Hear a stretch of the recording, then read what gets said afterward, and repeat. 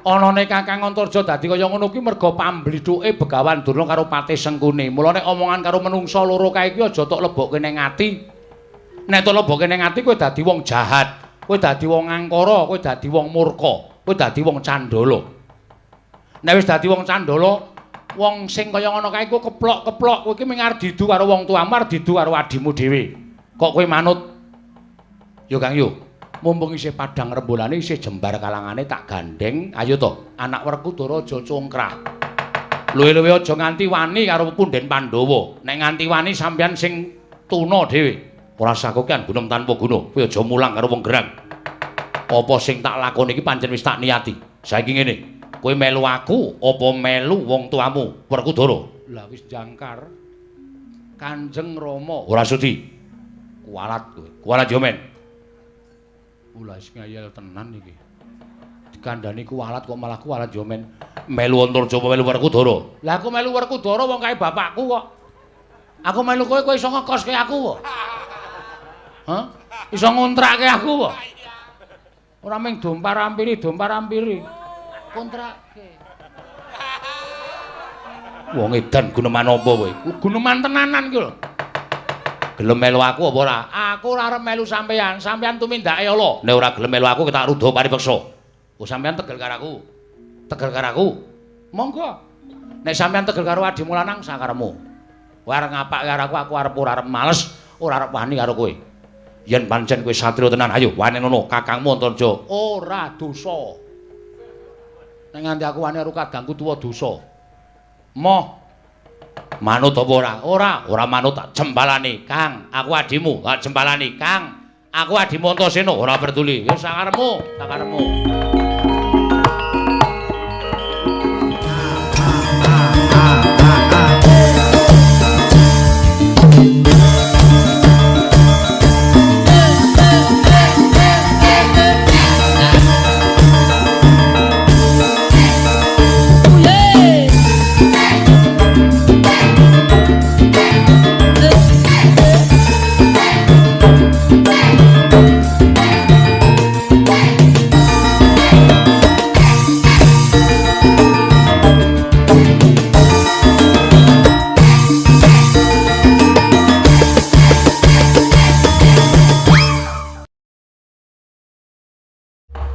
Niwang semono mangadine luwih ana sasmintaning sun jagat wasisaning Bathara Paman Harya Sengkuni ayo ndadekake kagiat pengliru si Paman manira piji wenten ngajengan manira Paman Patih Plasa Jenar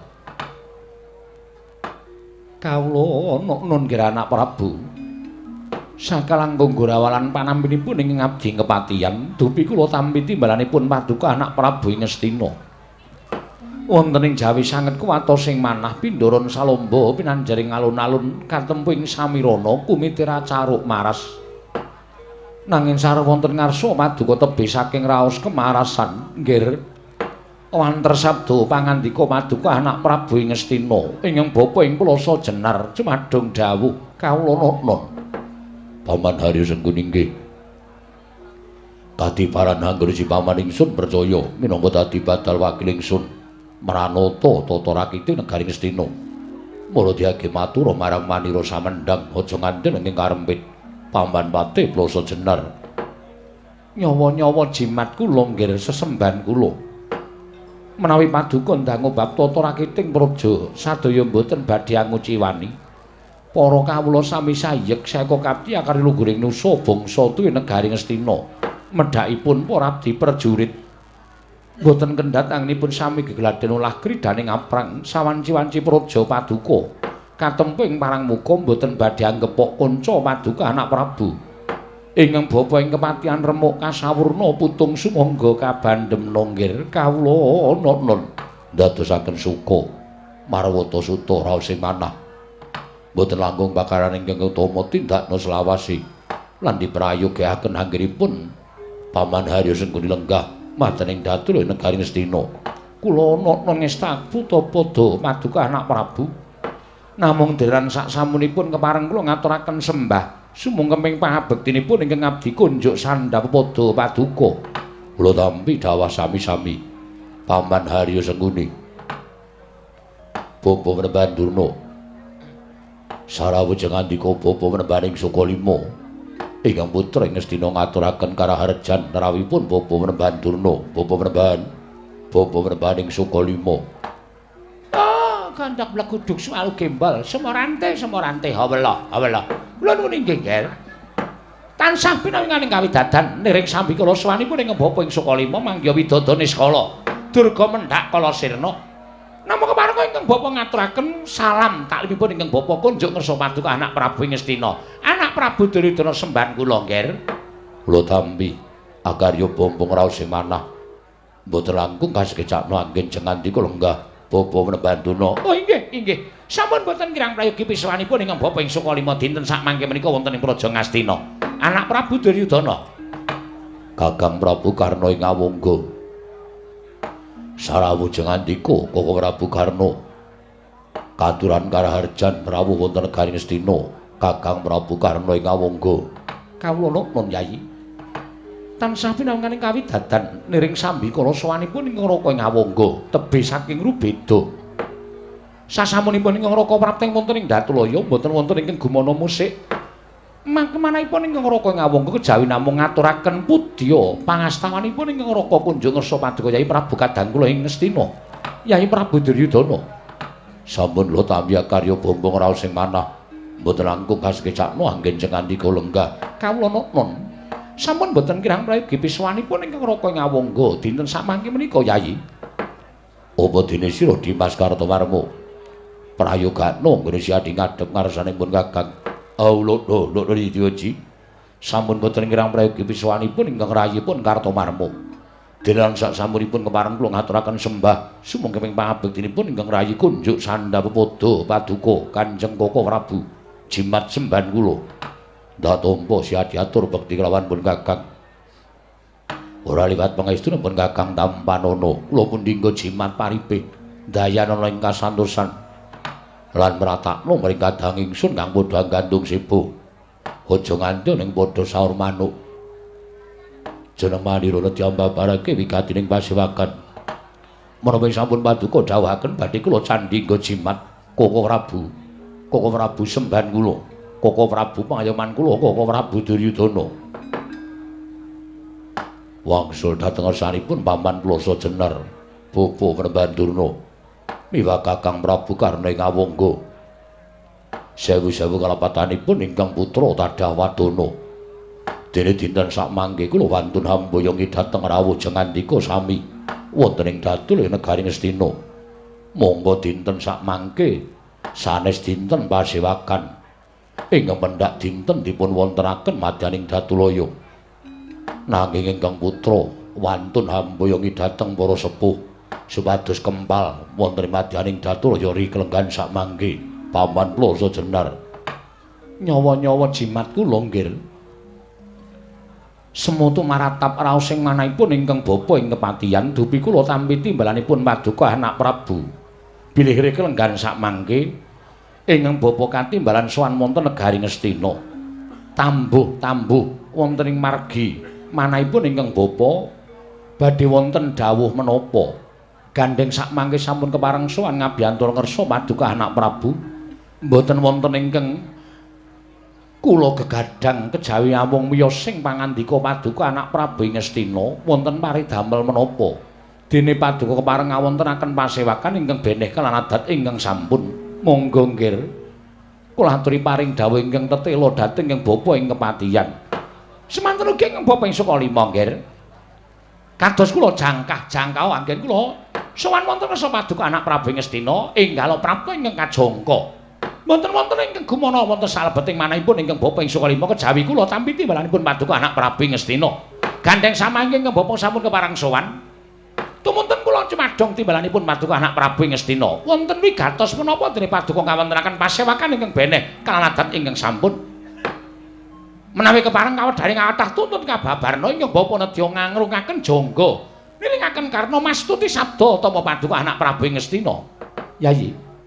Mboten benten kan pangandhanipun para sepuh. Paman Sengkuni tuwin bapa Penemban Durna. Nadyan ingkang raka ing Awangga semanten ugi. Namung nyadhong timbalanipun Yai Prabu ing Ngastina. Nadyan sakmangke ingkang Raka kaparinga kewajiban minggah arga medhun jurang, kula mboten badhe selak. Wonten menika dawuh Paduka Yayi Prabu. Mila ingkang saking menika Yayi tumunten ngababarna menapa wigatosipun dening Paduka ngawontenaken pasewakan ingkang benten kelan adat ingkang sampun kepareng mbabaron ingkang sejati dhateng Raka ing Awangga Yayi Prabu Ngastina.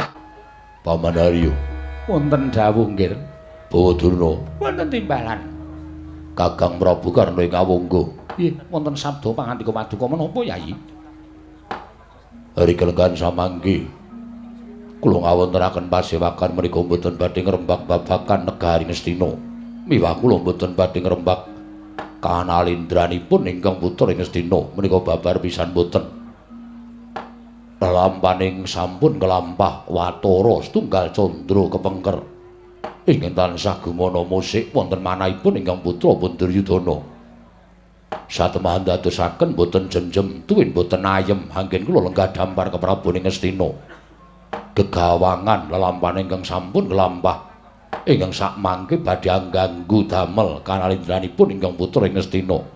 Nyawa-nyawa jimat kula nggih menawi dipun keparengaken ingkang bapa nyuwun mriksa lelampahan menapa menika teka Paduka paring dawuh ingkang mekaten.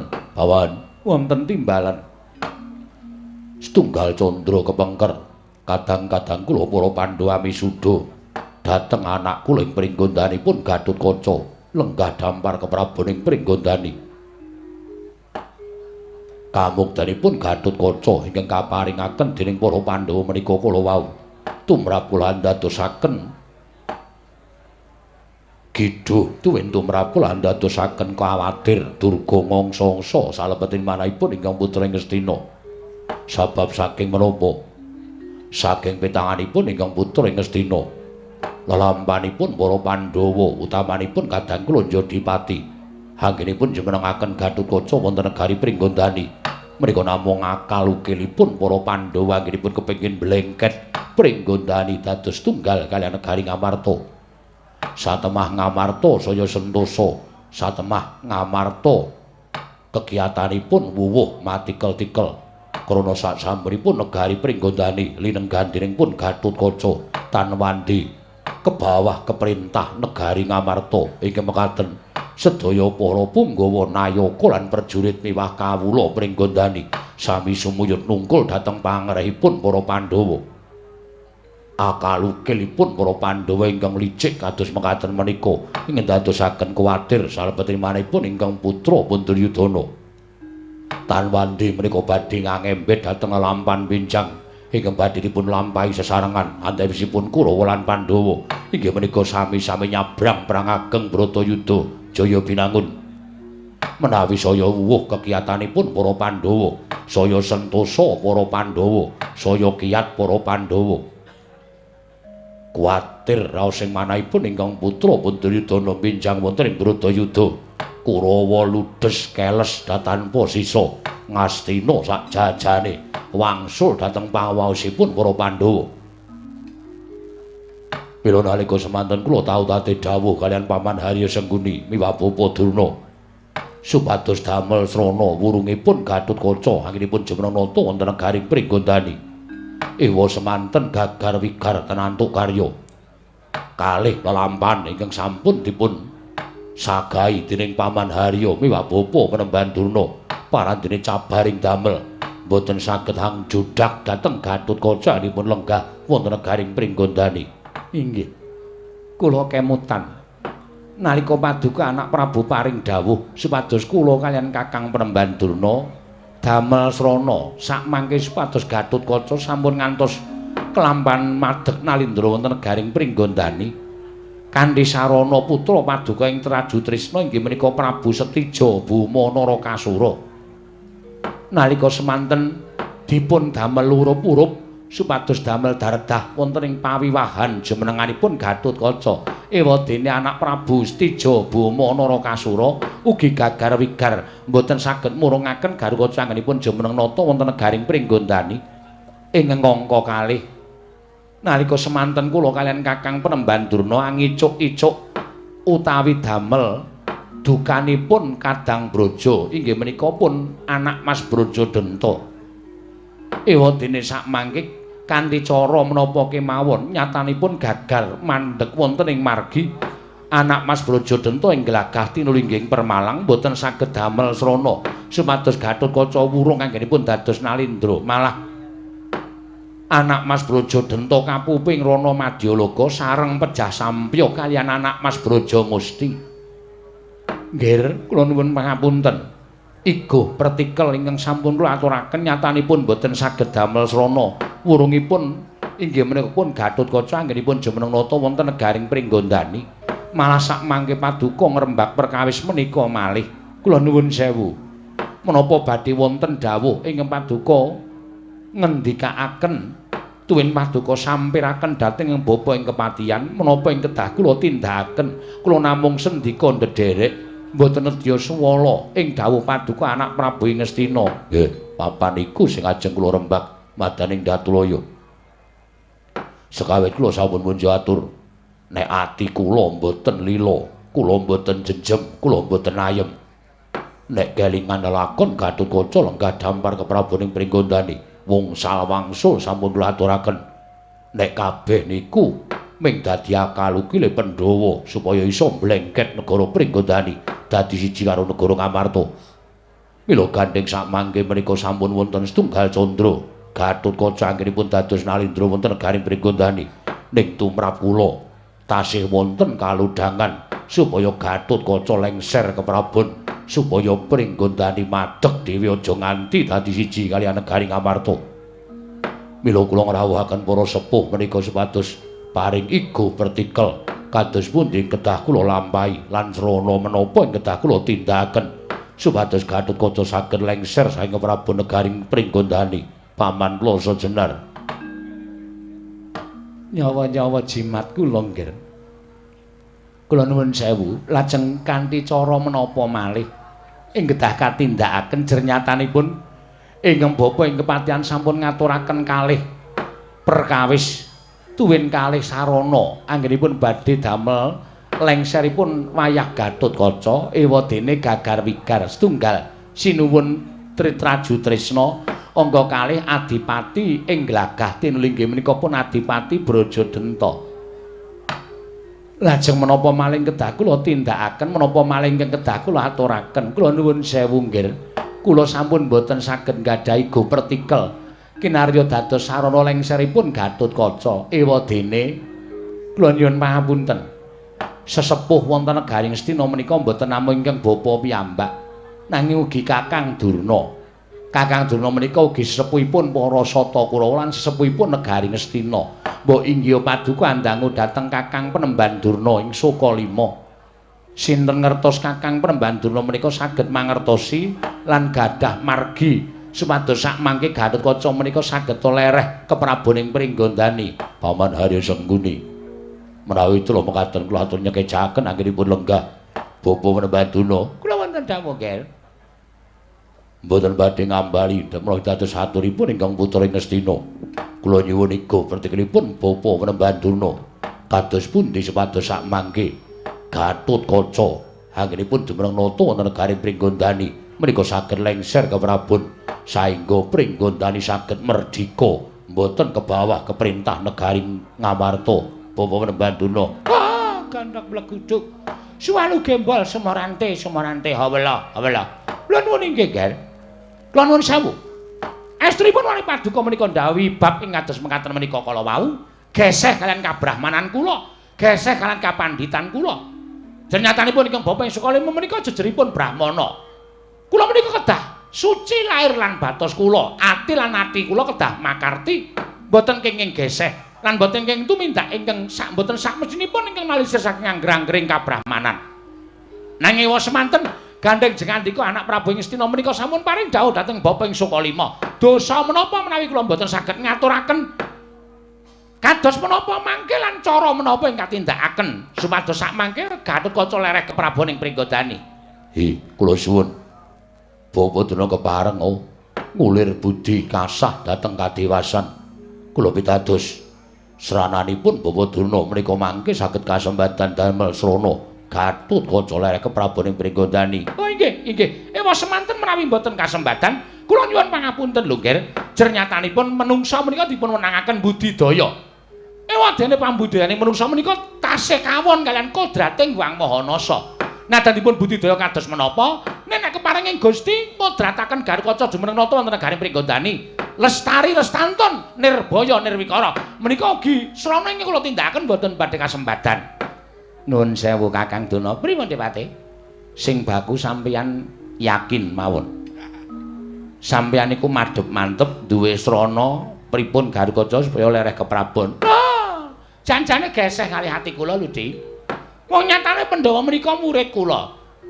Kurawa nggih murid kula, teges Gatotkaca menika putu kula dhewe. Kula menika jejering wong tuwa, kudune kula menika bungah, kudune kula menika seneng nek putu kula iso lenggah dampar kepraboning Pringgondani, putu kula iso mukti ngawibawa Nyakrawati Mbau Denda. Nuwun sewu, marem-mareme wong tuwa ki nek nyumurupi putune iso dadi ratu, iso mukti ning Bebadra dhewe.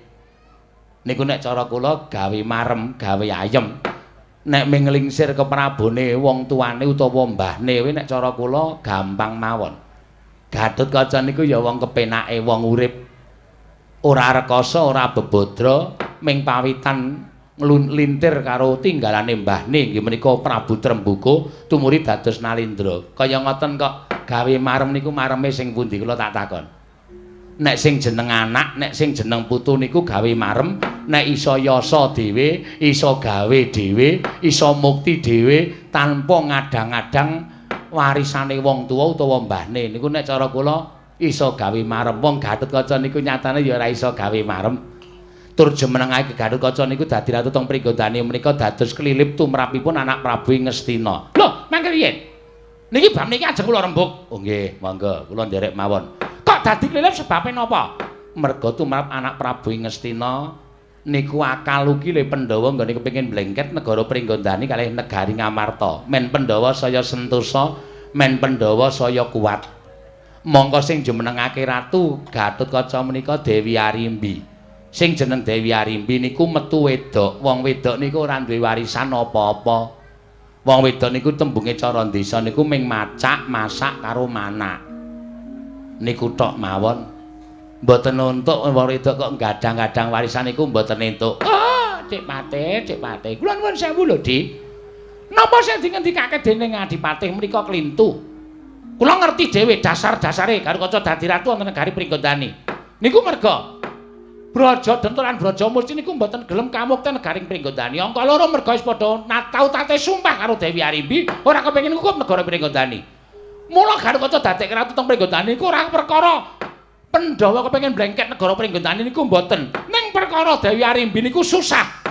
Ngawruhi karo kahanan kawulane negara ing Pringgondani sing padha pating slebar ora karo-karoan merga ora ana Nalindra ingkang disembah. Monggo jejering Nalindra kuwi sinudarsana. Nalindra kuwi ditulad dening para kawula. Lah nek negara sing ora ana ratune, mesti wae kawulane pating blengkrah ora karo-karoan. Nggih, pun. Nggih. Perkara niku di-stop tekan semanten mawon. Di-stop niku napa? Dindeke tekan semanten mawon sing bagus sampean saniki mangandhake pripun carane supaya gawe srana Gatotkaca niku iso lereh keprabon. Lho, dijukuk mawon. Gatotkaca niku nuwun sewu, anak Werkudara. Monggo anak Werkudara niku cacahe 3. Nggih. 1 Antarja, 2 Garukaca, 3 Antasena. Nek nggunake srana wong sing luwih enom tinimbang Garukaca gagal, ora bakal kelakon merga Garukaca mesti wani. Ning nggunakno wong sing luwih tuwa saka Gatotkaca. Nek ngoten bapakne, mboten. Terus sinten? Digunake nggunika pun Antarja. Antarja niku anak mbarep, Antarja niku anak pembayun, anake Werkudara sing mbarep. Niku kanthi srana kaya ngoten niku mengke Antarja digawe urup-urup atine. Nek Antarja wis murup atine, Antarja bakal wani karo Garukaca. Nek Antarja wani karo Garukaca, mesti bakal dadi daredah antaraning kadang Jodipati utawa anak Jodipati.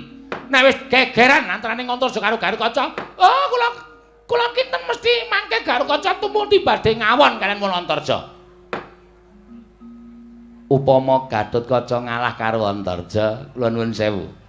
Ateges sing dadi ratu Antarja padha mawon. Pringgondani ya dadi darbeking wong Pandhawa. Pripun? Dik Patih, pripun? Antarja dibujuki niku kula nuwun sewu supaya gawe srana nglengserke Garukaca ning ora dawuh karo Antarja supaya dadi ratu. Aja nganti Antarja kepengin dadi ratu ampun ngantos diwenehi tembung-tembung utawa ukara-ukara sing Antarja niku mengke aja nganti kepengin dadi ratu ning mung kepengin golek pengadilan tumraping wong tuane inggih menika Werkudara. Wih, apik niki. Ngoten nggih Kakang. Nggih. Miturut kula kok penemu sampeyan niku sae. Lho, pendhita kondang monyor-monyore padake. Ampun nyepelekke. Mula napa sing kula aturke niku mesti kasembatan. Antarja digawe nesu. Antarja digawe nesu.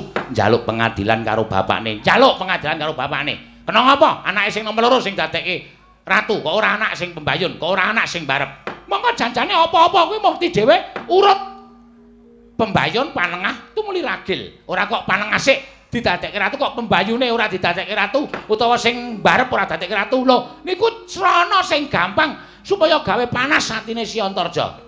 Nggih, niku wis cocok. Terus sakniki sing ajeng mangkat teng jangkar bumi gawe panase Antarja sinten? Nah, gandeng kula wis ngaturke igo partikel, monggo anggenipun badhe damel panasipun Antarja menika didong supaya adil. Kula wis ngaturke caranipun panjenengan sing budal teng jangkar bumi gawe panas Antarja. Kok kula? Lho, lah sampeyan nyambut gawe napa? Kok meneng wae? Lah nggih kula niku pate. Pate arep pate niku ya duwe gawean ora sak penake dhewe. Ning apike kok wong loro. Oh, nek kula ampun Dek Pati, mengke nek nganti kawanguran dening para kawula. Lho, Begawan Durna kok tumindake kaya ngono. Begawan Durna kok tumindake elek. Oh, badhe banger bacen asmanipun Begawan Durna. Mula kula perkara igo partikel kula aturake. Ning sing nindaki utawa sing laksanake Adipati Haryo Sengkuni. Nggih. Ngaten nggih. Nggih, napa mboten apik wong loro? Sampeyan dhewe mawon. Mbok wong loro mawon. Sampeyan ijen mawon. Wong kendaraane ra iso nggo boncengan kok ngayal. Oh, nggih. Pun ngoten mawon. Kula gawe panas Antarja, gawe panas Antarja, digawe supaya Gatotkaca niku dianggep wong sing mulang sarak. Anak nomor loro kok diakah-dakah. Lungguhan sila tumpan kendangan dengkul. Anggepe apa Pringgondani kuwi pantes dilungguhi Gatotkaca. Lho, sing kudu lungguh dampar, sing kudu nampa kamukten niku anak sing barep, dudu sing tengah. Niku mawon. Niku mawon sing dienggo srana supaya Antarja niku mengke nesu kare Gatotkaca. Nek pun nesu, pun budal teng Pringgondani, gawe geger Pringgondani. Sampeyan mboten sah melu-melu Depate, nonton saka kadohan. Pripun babaning lelampanipun? Oh, ngaten. Sinuwun, wonten dawuh. Menawi sampun dipun ngendikaken Kakang Prembanduna, mesinipun Paduka sampun mangertos nggih. Kula condong, kula mathuk lan kula gathuk. Namung samantena sampun ngantos sami daya diniya. Kula suwun kanthi sanget supados anggenipun sami bidal wonten ing kasatriyan jangkar bumi mboten namung Paman Haryo Sengkuni nanging klebet Bapa Durna kekalihipun bidal wonten ing jangkar bumi supaya saya mantep atine Antarja anggenipun kobong krana dipun bebujuk dening Bapa Durna lan Paman Patih Haryo Sengkuni supados Antarja mboten narimakaken dhateng Garukaca anggenipun dados nalindra wonten Gari Pringgondani ngandel ora. Rak wong loro ta iki. Mangkat wong loro, ora usah dadak siji-siji mangkat wong loro. Nuwun sewu, Nger, kula sowan menika wae sampun migren. Ateges, mbok menawi mangke mboten dangu malih kula menika badhe vertigo. Lho kata-katane iki mbok ya sing apik. Oh, menapa kula kedah nderek? Bawa Durna kedah bidal, menawi Bawa Durna mboten bidal. Ateges sampeyan nglirewakaken mulai sampun dados dawuhipun Narendra Ngastina. Oh inggih ngestaken dawuh. Kakang Prabu Karna, wonten dawuh Yai. Badhe wonten pangandikan menapa?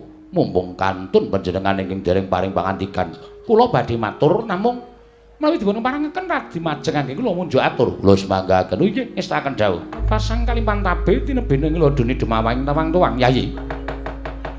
Estunipun kula boten badhe munjuk atur babagan perkawis menika. Namung gandeng kula dipun dangu mila paripaksa kula munjuk atung sa Paduka Yai Prabu Ngastina. Lho semanggaken. Pangandikanipun Gawa Prabu Karna ing awangga menika babagan perkawis menapa mboten tebih kalih sami dipun rembak wonten madaning Datulaya. Inggih menika anggenipun Yai Prabu menika nggadahi raos kuwatir, raos mboten jenjem miwah mboten ayem. murupi anak kula ing Pringgondanipun Garukaca lenggah dampar keprabaning Pringgondani. Kula nuwun sewu Yayi, kanthi dasar menapa? Dene Paduka ngraosaken raos ingkang boten ayem tuwin boten jenjem. Upami Paduka menika kanthi dasar nggadahi panyakra bawa bilih. Menika akal ukilipun pendha anggenipun badhe mblengket negaring Pringgondani. Kula nuwun mapunten. Upami mekaten kula nuwun sewu. Panjenengan menika Nalindra ingkang sugih bondo, sugih bandu, sugih bondo tegesipun Brana Picis. Sugih pandu Paduka menika Nalindra ingkang Ababala Raja. Mesinipun boten badhe jireh getih wedi mati. Wateking ratu, wateking Nalindra menika nggadahi kewajiban ngelar jajahan. Nek pancen boten sarujuk, nek pancen boten matuk Garukaca menika lenggah dampar wonten negari Pringgondani. Mesinipun Paduka menika jumangkah mbedah negari Pringgondani. Anak kula Garukaca alih dipun krincung sukunipun dipun bondo, tanganipun ageng dipun pejahi. Menawi Paduka saged mejahi Garukaca, tartemtu panjenengan ngukup negaring Pringgondani, ateges Pringgondani dados panguwaosipun negaring Ngastina. Ing mekaten Ngastina saya sentosa, saya kukuh, saya bakuh nggadahi wadyabala. Inggih menika wadyabala saking negaring Pringgondani. Kula nuwun sewu. Sareng kula midhangetaken wiwit purwa madya lan wusananipun rembaganipun negari Ngastina menika namung kados rembaganipun Lari Alit. Namung kados rembaganipun Lari Alit ingkang meri kaliyan lare sanesipun. Paduka menika ngebaripun kados dene Lari Alit ingkang meri dhateng para Pandhawa, meri dhateng kamuktanipun anak kula pun Garukaca. Waduh, Yayi, nuwun mapunten. Wonten ing pasewakan menika kathah lho ingkang sami rawuh. Para nayaka, para punggawa, para kawula kabeh njabak kados pekaten menika sami midhanget sabdanipun Yayi Prabu Ngastina.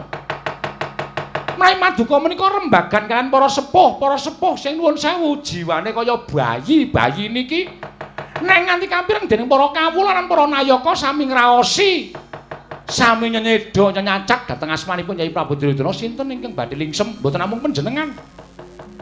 Ning kaya kula nika ya bakal melu isin. Kaya kula ya bakal melu isin ing atase kula menika Senopati lho. Kula menika Senopati.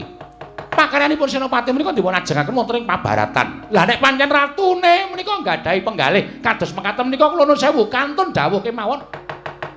Kakang Prabu Karna kula nyuwun patinipun Garukaca kula bidal.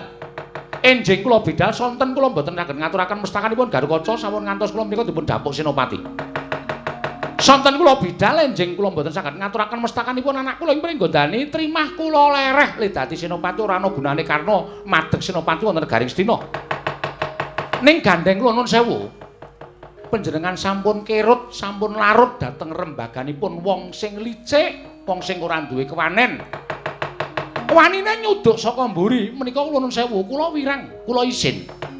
Wirang kula mboten minangka dados Senopati negaring Astina. Ning wirang kula kok dina niki kula dadak melu sowan, rembugane kaya bocah-bocah dipun sekecaken kula wangsul ten negaring Awangga Yayi.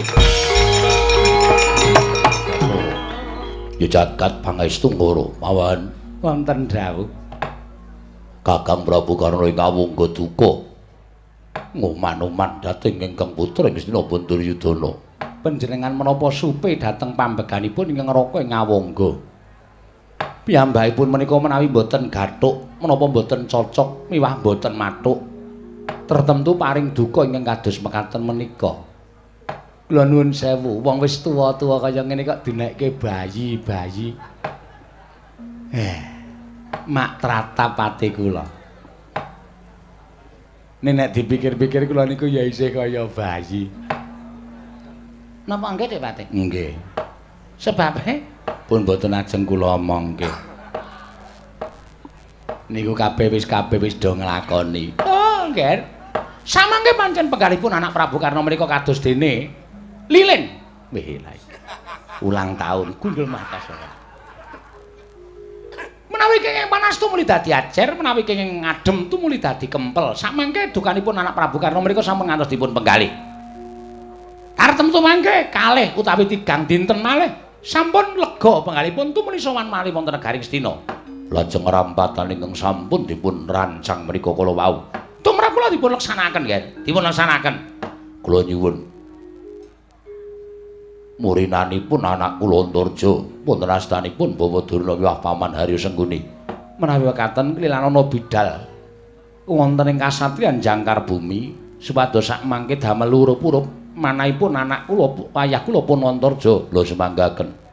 Bawadurna kula aturi ngodha lampahipun para sata kulahan Paman Patih Haryo Sengguni. Oh inggih, inggih staken dawuh. Nyuwun pamit madal pasilan nggih. Lho semanggaken.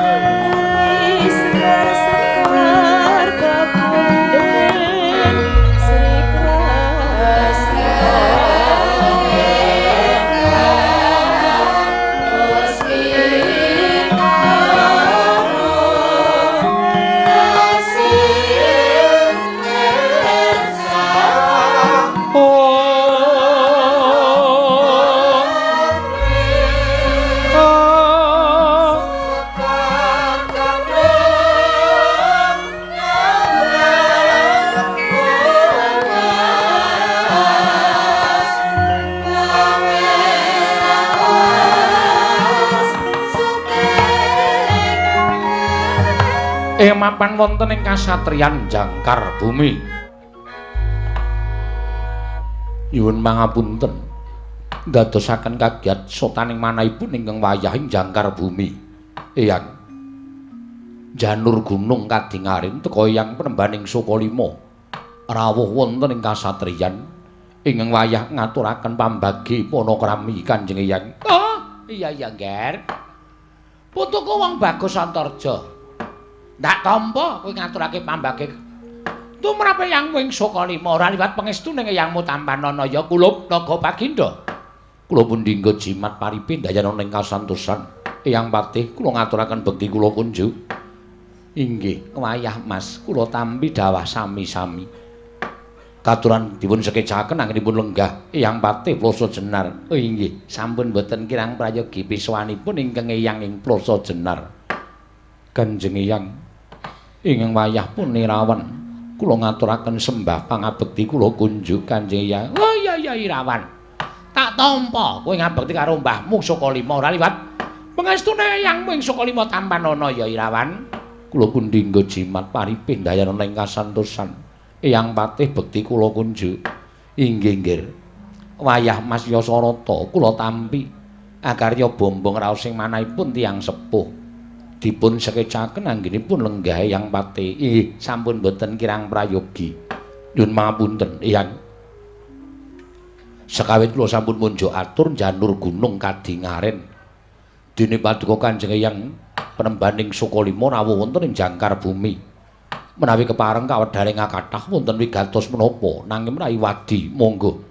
Kanjeng Eyang kula dherekaken manjing wonten salebeting kasatriyan pepanggihan catur netra kelawan ingkang wayah pun Antarja. Iki ngene ya, Nger. Sejatine nggonku prapta ning kasatriyan kuwi tilik marang kararjaning putuku Antarja. Merga jejering wong tuwa kuwi duwe rasa ora mentala. Jejering wong tuwa kuwi duwe rasa welas asih kalawan putuku Antarja. Kenging menapa paduka Kanjeng Eyang paring dawuh mekaten. Lho iya. Lelakon ingkang sak candra kepungkur, lelakon sak candra kepungkur. Nalika adimu Gatotkaca dijenengake ana ing negara ing Pringgandani, mongko akeh sing padha ngandhakake yen to sira Ya kuwi putuku Antarja ora sowan marang negara ing Pringgondani. Mula tuwuh tandha pitakon jroning atine mbahmu ing Sukalima. Lho, Antarja kok ora sowan ing Pringgondani kuwi apa sebabe? Apa pancen duwe rasa ora seneng karo pawiwahan ya kuwi jumenengane si Gatotkaca? Apa pancen ana rasa ing ginebeng ana ing atimu? Jejere kowe kuwi padha-padha anake si Werkudara. Monggo kowe tinemu pembayun, monggo kowe tinemu mbarep. Ning sing dimuktekake ana ing negara Pringgondani lah kok Gatotkaca. Ing mestine Werkudara ki kudune metung yen to anake mbarep durung iso dimuktekake, anake sing angka loro ya aja nganti dimuktekake. Mengko ndak ana ketuwan rasa meri marang sak pepadaning putra Jodipati. Nyuwun mapunten. Mula ping dipun ngendikaken Kanjeng Hyang menika mboten jumbuh kalian manah kula. Lho, ora jumbuh piye, Nggih? Sejatosipun anggen kula mboten sowan menika mboten gadahi raos meri kalian kadang kula ing Pringgondani Yai Gatotkaca. Menika babar pisan mboten. Namung panci wonten bab ingkang boten saged kula tilar wonten ing kasatriyan Jangkar Bumi. Wekasan kula sampun munjuk atur kalian Kanjeng Rama ing Jodipati, Rama Kyai Werkudara. Bilih kula mboten saged sowan wonten negaring Pringgondani. Nanging ceceking raos kula mboten badhe wonten raos meri. Dhateng kadang kula ing Pringgondani pun Gatotkaca. Eyang menapa paduka ngendikaken menika kala wau mboten leres lan sampun ngantos paduka Kanjeng Hyang menika ngobak-obak banyu bening katentremaning para putring Jodipati. Oh, ora Nggih, ora. Ora duwe niat aku bakal ngobak-obak katentremaning para putra Jodipati babar pisan ora. Ya mong sing jeneng wong tuwa kuwi wajibe mbenerke barang sing kleru, njejeke barang sing bengkok. Monggo sing lumadi ana ing negara Ngamarta, utamane ana ing Pringgondani mau sayekti barang sing bengkok ing wajib dijejekake. Bengkong liripun kados pundi? Lho, cetha kabeh mau digawe karo bapakmu si Werkudara. Cetha yen kabeh mau digawe dening wong tuamu para Pandhawa. Lah, bapakmu Werkudara kuwi tumindak kaya mengkono mau merga saka diojok-ojoki karo kadang-kadange kabeh. Ya kuwi wakmu Darmakusuma lan pamanmu ing Madukara. Nganti Werkudara jumenengake Gatotkaca ana ing negara ing Pringgondani mau sasektine pancen wis dadi niate para Pandhawa. Pancen wis dadi niate para Pandhawa. Nggone gunakake si Gatotkaca dadi srana mblengket negara ing Pringgondani supaya manunggal marang negara Ngamarta. Bab perkara kuwi ora tak rembug, Ger. Kuwi bener tumraping para Pandhawa. Monggo nggone gawe karti sampeka supaya Pringgondani kuwi tiba ning panguwasaning para Pandhawa. Ning sing perlu tak rembug ana ing kene kuwi kejaba kowe kuwi dadi anak pembayun, tegese kowe kuwi dadi anak mbarep. Inggih. Mestine Werkudara kuwi mikir sing kudu dimuktekake kuwi anak mbarep dhisik. Lah kok dadi Antarja sing tinemu tuwa dilangkahi dening Gatotkaca sing tinemu taruna. Kuwi tumrap aku ora bener. Mengko mundhak dadekake salah kedaden tegese rasa ora trima tumraping si Antarja kelawan si Gatotkaca. Lah, mula kang sangka kuwi bab iki perlu tok tanjihake. Dipun tanjihaken kalian sinten Kanjeng Hyang? Lho, kalau bapakmu si Werkudara kuwi. Mergo ngene ya, Ger. Saka petunganku aku ki rak caket banget karo bapakmu. Aku ki cedhak banget karo bapakmu. Ya kuwi si Werkudara. Mula aku ngerti lambe atine si Werkudara kuwi aku ngerti. Werkudara kuwi kurang bener gone gula mentah lawan anak. Tegese tak upamake mban cindhe mban siladan. Yen Gatotkaca dimban cindhe, yen Antarja Antasena dimban siladan, kuwi wis ketok banget.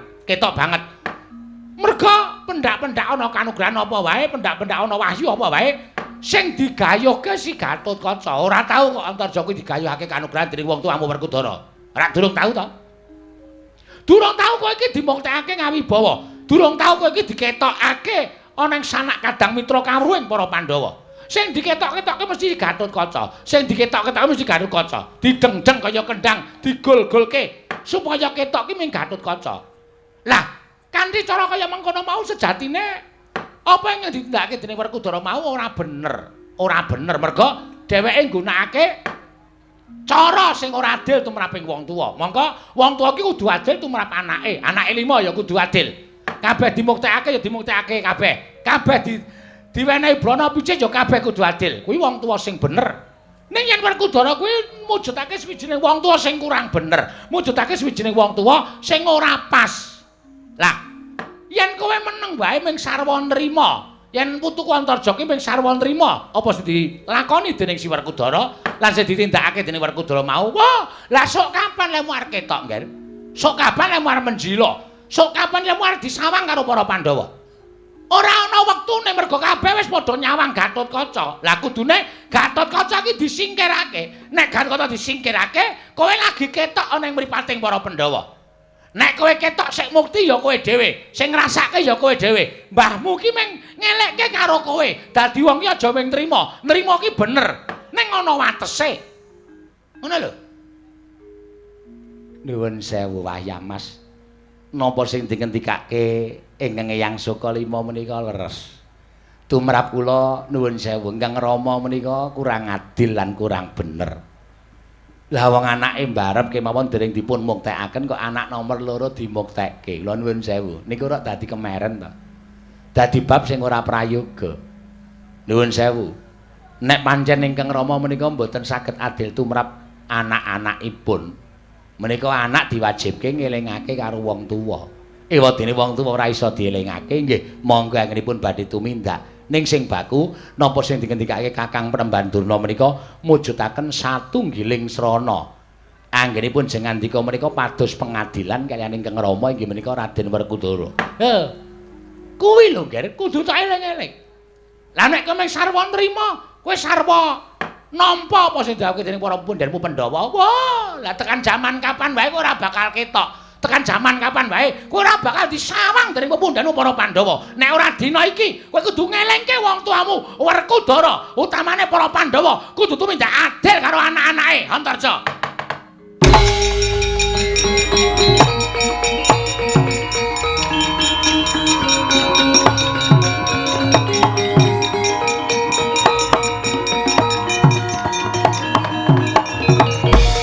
Datan mubah, datan musik nganti kaya Pratima Kencana. Raden Hanantarjaya Raden uga Bagindo nalika semanten ing batos andhahar pangendikaning Begawan Durna. Parandening mangke jroning batos datan wantun ngupaya pengadilan kaliyan Kang Rama nenggih satring Jodipati Raden Werkudara.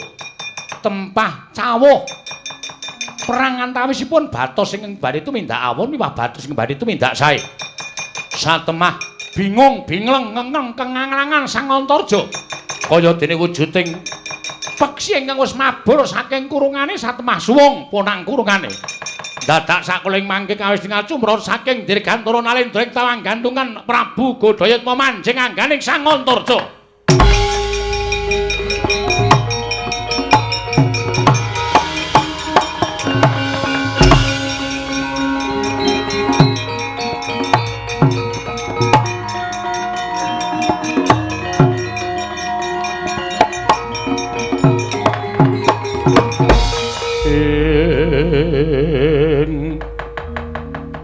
Kacarian putra lamun ngawekasan yeka wis anggene maya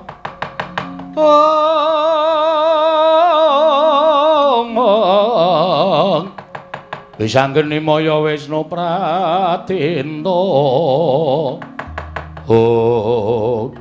jagat Dewa Bathara Eyang Mremban ana apa nggair putuku Cah Bagus Antarja selaminipun anggen kula mapan wonten ing jangkar bumi menika imbanipun tiyang tilem. Eyang Mremban Durna ingkang saged anggugah dhateng raos pangraosipun Antarja.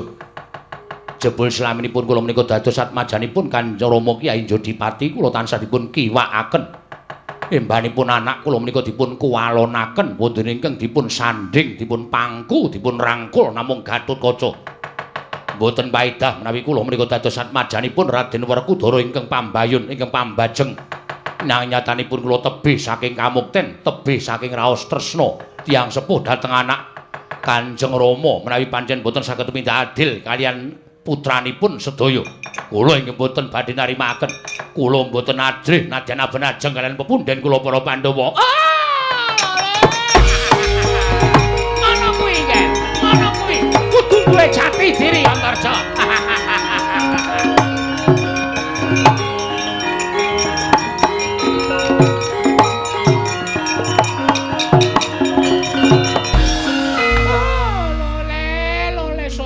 Somaranti gamanaga pulungana nduk ning dungkul wana dadi alas-alas dadi wana.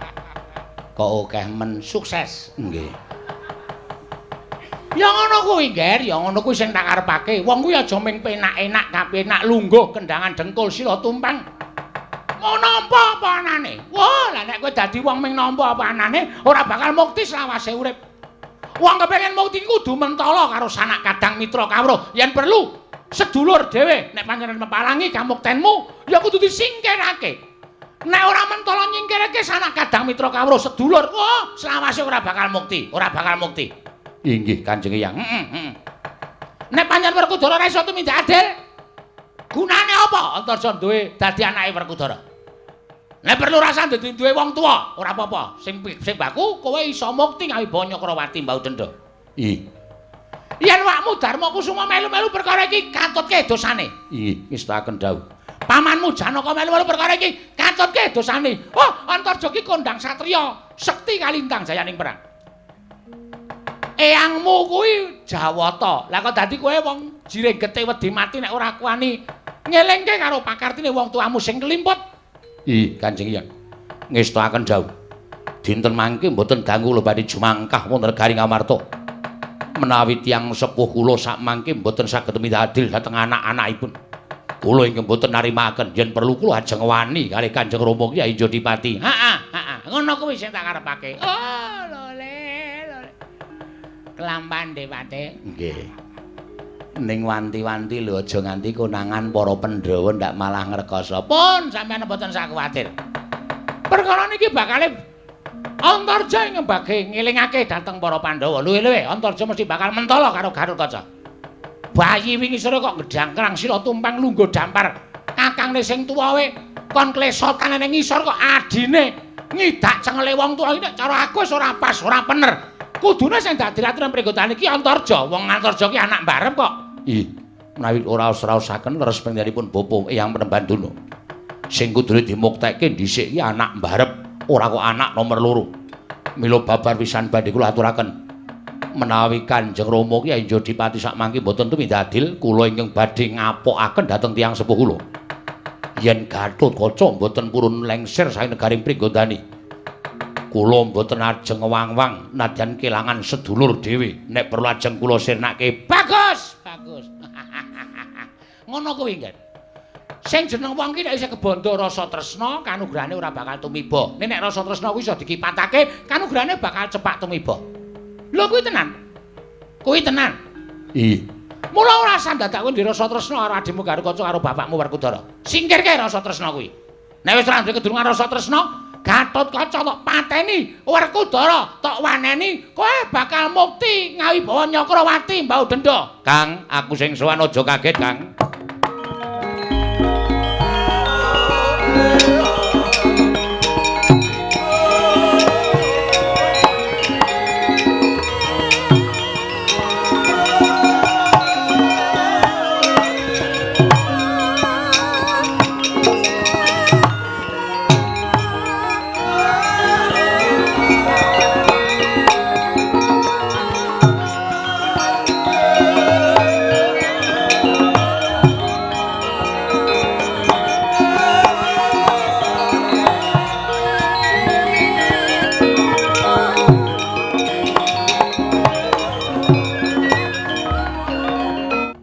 Mas Antasena. Heeh, Kang.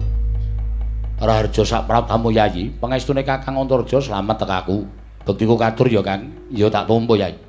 Kakang Mas kula ngaturaken bekti kula kunjuk irawan tak tampa.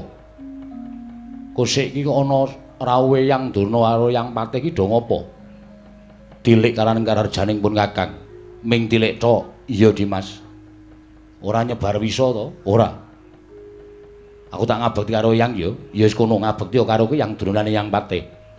Aku ngaturke bekti katur ya, Mbah. Oh, Antasena tak tampa, tak tampa. Pangestuku tampanana ya, Nger. Tak gegem dadekake jimat. Simbah Patih bektiku katur. Iya. Nggih tak tampa pangestuku tampanana, tak gegem, Mbah. Pun boten sah omong. Niki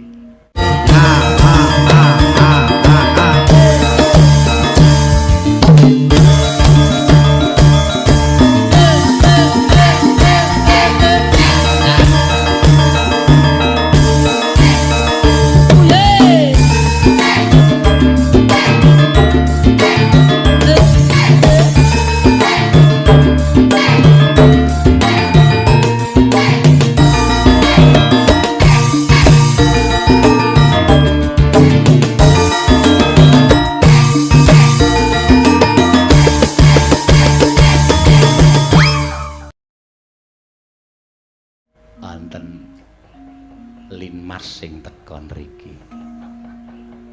Nggih, Dik Pati. Nggih. Dimas ana wigati apa? Teka Siadi rawuh ning jangkar bumi, Kang. Sesasi wis kelakon. Kakang Garukaca ngendi dadi ratu ning Pringgondani. Monggo wiwit pawiwahan nalika semana Kakang ora rawuh. Iya, Dimas. Lah, aku kok duwe rasa pangrasa sing ora apik. Mengko ndak dikira sampeyan kuwi sedulur tuwa sing duweni rasa serik, rasa meri karo Kakang Garukaca. Mula tumuli aku budhal saka ing Randu Gombala ngampiri Kakang Antarja ning Jangkar Bumi wigatine, yo Kang yo, ora ketang sedhela niliki negara Pringgondani. Ora ketang sedhela niliki adi mulih-mulih dadi ratu sing entuk sasi iki. Kahanane piye nek perlu awak dhewe melu nentremke kahanan Pringgondani ngewangi Kakang Garukaca nggone mangreh para kawula sak negara Pringgondani. Mengko ndak Kakang Garukaca duwe penggalih sing ora prayoga, penggalih sing ala karo Kakang Antarja. Mula aku ngampiri Kakang iki tak kanthi ning Pringgondani. Yo, mangkat karo aku bareng nek perlu Irawan barang dijak. Wong Irawan ki yo anake Bapa Janaka, mestine wae yo nyengkuyung karo lenggahe Kakang Garukaca dadi ratu ning Pringgondani. Dimas, piye?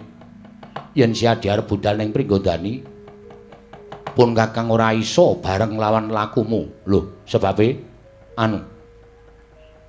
Aku lagi duwe ana perkara ning Kasatyan Jangkar Bumi. Nek pancen Kakang Antarja duwe perkara ayo dirampungi tak ewangi. Dirampungi tak ewangi. Nek wis rampung perkarane tak kanthi budal ana ning Pringgondani. Lah nek aku wong aku dek jaman Kakang Garukaca kuwi dadi ratu aku ana, aku ya teka. Ning aku mikir kok Kakang Antarja ora teka kuwi ndak ana panyokra bawa sing ora apik saka penggaling para punden Pandhawa. Mula yo tak kanthi dina iki. Siadi mangkat to dhisik. Lah, aku emoh nek kon mangkat dhisik nek ora bareng karo Kakang Antarja. Bareng yo Kang. Dimas. Aku paripaksa ora bisa. Lan aku ora bakal tumekan ning Projeng Pringgondani. Kose to? Sampeyan iki kok aneh to? Sampeyan kok beda karo adat sabene, biasane tak jak ning Pringgondani. Yo Kang yo tilik Kakang Garukaca, sampeyan gregah. Yo Dio.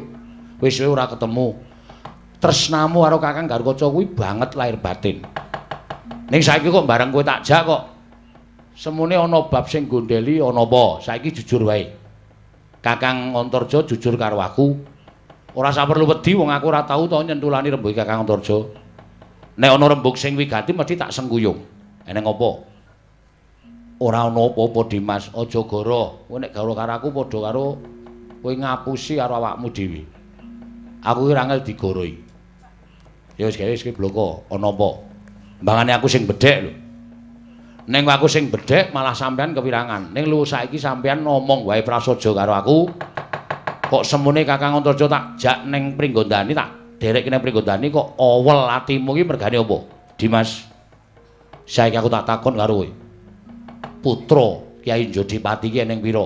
Lho iki piye to iki? Pertanyaanmu ki ora mutu. Lah aku ki anak Jodipati kok dadak takoni putra Jodipati ana pira? Kabeh ki ngerti anak Jodipati ki eneng 3. Sapa wae? Kakang Garukaca, aku. Ana sing nambahi Srenggini ana. Apa ana sing nambahi siji? Mbuh, mbokne sapa aku ora ngerti. Lah, saiki sing barep sapa? Sing barep Kakang. Ming aku tuwuh tandha pitakon atiku Dimas. Tuwuh tandha pitakon perkara apa? Kok sing ditadekke ratu kok Gatutkaca, kok dudu anak barep. Wit seprono sprene aku kuwi mikir, apa aku kuwi duwe luput, apa aku kuwi dikleru. Upama aku dikuwalonke karo Kanjeng Rama, mesine Kanjeng Rama paring dawuh, malah lega atiku. Nek ming dikaya ngenekke iki rasaku ora trima, rasaku kaya kepengin bengok. Carane bocah aku pengen nangis gondeli karo sukune Rama Kyai Jodipati. Oh, ngono to. Oh iya, candhak kowe. Sik, saiki tak genahke. Sampeyan nesu ya kena. Sing jeneng wong kepengin, wong meri, wong serik kuwi sandangane menungsa. Ora ana wong sing ora duwe rasa meri, ora ana sing ora ana duwe wong rasa serik kuwi ra eneng. Isih kedununganku le daging kuwi mesti duwe rasa meri, duwe rasa serik, mangkel, nesu, nangis lan sak piturute. Kuwi sandangan. Dadi nek sampeyan duwe rasa meri karo Kakang Garukaca, ora apa-apa, ning tok ngendikake. Lho. Merimu nganggo dasar, merimu nganggo pawadan sing bener. Nek Kakang Garukaca kae dilenggahke ning negara liyane Pringgondani sampean meru kena. Sampean meri entuk, malah nek perlu ayo tak kancani matur karo Kanjeng Rama. Matur karo bapak kok sing dilenggahke dampar Kakang Garukaca kuwi nek liyane Pringgondani. Upamane Bapak Werkudara kuwi bedah negara terus Kakang Garukaca dadekke ratu. Kowe karo aku entuk takon karo Kanjeng Rama Kyai. Ning sing dilenggahi Kakang Garukaca ki Pringgondani. Pringgondani ki nggone sapa? Pringgondani ki nggone Kanjeng Eyang Trembuku. Mbokne Kakang Garukaca kae adine utawa putrane Eyang Trembuku ya kuwi Kanjeng Ibu Arimbi. Dadi Kakang Garukaca kuwi duwe hak warisan tumrap negara Pringgondani. Nek sampeyan meri, kuwi engko sampeyan dileh-leh karo bapak. Ngerti ora bahasane bapak? Nah aku apal. Pomo sampeyan matur karo bapak, "Pak, kok aku ratu dadekke ratu." Bapak mesti maksudne ndasmu atos. Nek pengen dadi ratu mbedah negara mboyong putri Bondo Ratu. Anak Werkudara kuwi kudu ngenggone tembung opor bebek mentas awake dhewe. Nek Kakang Garukaca iki lungguh ning Pringgondani kuwi sak trepe wong Kakang Garukaca kuwi nglenggahi dampare mbahne ya kuwi Eyang Trembuku. Nek sampeyan meri salah. Salah. Monggo sak ngertiku sampeyan iku ora tau meri lho. Biyen tak tari Kang ngopo ora sowan ning Pringgondani ngestreni adimu lanang, aku ana wigati Dimas ning lahir batin aku ora meri karo adiku Garukaca. Saya aku tak takon kowe jujur, apa olehmu meru mergo wedhus loro iki? Oh, ora. Apa olehmu meru mergo wong loro iki? Nek pancen lemu meri mergo wong loro iki, sampeyan nuwun sewu, tegese wis ndahar omongane wong sing ora seneng lan kepengin misahke katentremaning anak Pandhawa karo para Pandhawa pepundhene. Ya. Mula sing kirana wong kaya ngene iki sing kirana. Ki senengane wong ngelincipi carang papak, ki senengane wong adu kono adu kene, iki dandang dikandhake kuntul, kuntul dikandhake dandang. Nek le pendhita pancen bener pendhita, serban ketune putih, ning atine ndok bosok. Ngono. Senengane adu-adu karo wong kono-kono. Nek sampeyan ndahar karo omongane iki, sampeyan wis keblithuk dalan sing kleru, Kang. Nek sampeyan wis keblithuk dalan sing kleru, aku sowan ning negara Ngamarta, lelakone iki tak kandhak karo punden Pandhawa, kowe nampa pidana. Iki do keplok-keplok ora ngrasake pidanane ning sampeyan sing rekoso, Kang.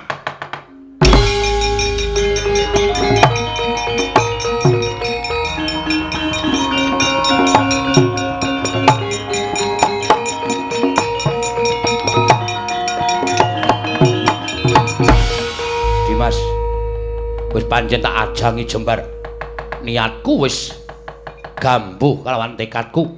Nggonku bakal ngelingake karo Kanjeng Rama Jodipati. Sing arep tak elingke bab sing endi? Kanjeng Rama Jodipati ki ora kleru, ora luput. Nek sampeyan arep ngeling karo Kan Rama Kyai Jodipati, sampeyan malah nampa duka. Aku ora wedi karo Rama Kyai Jodipati. Lah, iki wis malik tinggal tenan kowe. Mripatmu wis abang kowe. Wis ngombe beningan kowe ya. Mula lali Purwoduksina. Wis kaya ngene iki ngrekoso, Kang. Aku ngelingke karo kowe nadyan sak kranjang koplak omongane Antasena. Mbok rungokke mlebu kupingmu kiwa mesti metu kuping tengen ora bakal tok agem. Mula nek perkara iki sampeyan ora trima karo bapak, aku ora melu-melu, Kang. Aku tak mangkat nang Pringgondani. Kono, mangkatun nang Pringgondani. Yen perlu kowe wadula karo bapakmu sing jeneng Werkudara. Wadula karo pepundhenu Pandhawa. Yen Antarja ora sarujuk Garukaca dadi ratu. Sapa sing mepalangi nggonku bakal ngudhunake Garukaca dadi ratu nang Pringgondani. Rawe-rawe rantas malang-malang tak putung. Ora arep mangsuli aku tak lunga wae, Kang aku.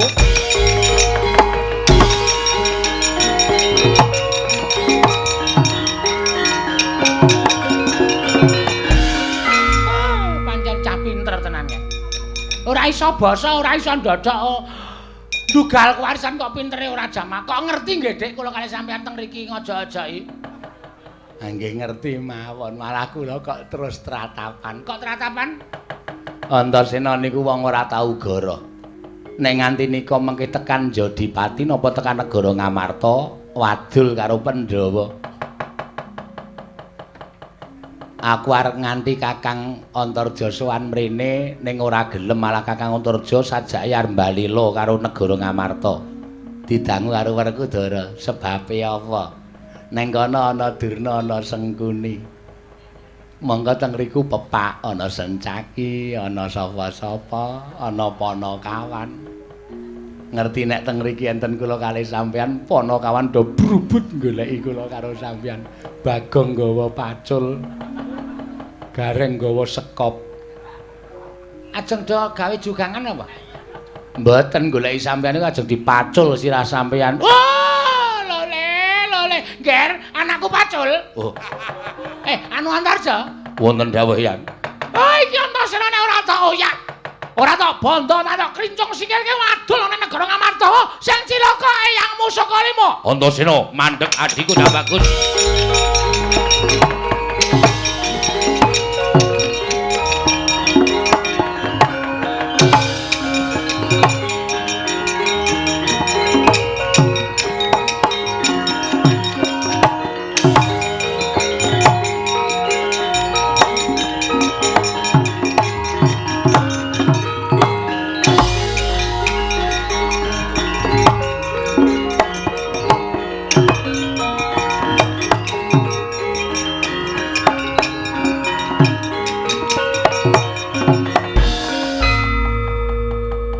Nganti aku kok gagas tekan semono. Jangkar bumi kerawuane Yang Durna karo Yang Patih Sengkuni. Kakang Antarja tak jak sowan ning Pringgondani negara Ngamarta. Malah semune wis di nehi utawa wis diwalik tingali karo Eyang Penemban Durna. Ketitik tak jak kok malah mripate abang. Raine Semurada nesu karo aku malah ngunek-unekke. Wah, jan. Oh alah Kang, lha kok dadi ming tekan semono kekuatanmu. Kowe gampang diblithuk karo panjal maning jajalan nek nganti tumindakmu ora tok lereni, kowe engko tuna dhewe lho Kang. Kowe tak kandhake punden Pandhawa mbuh dadine Antasena, mandheg sik adhiku Jabagus.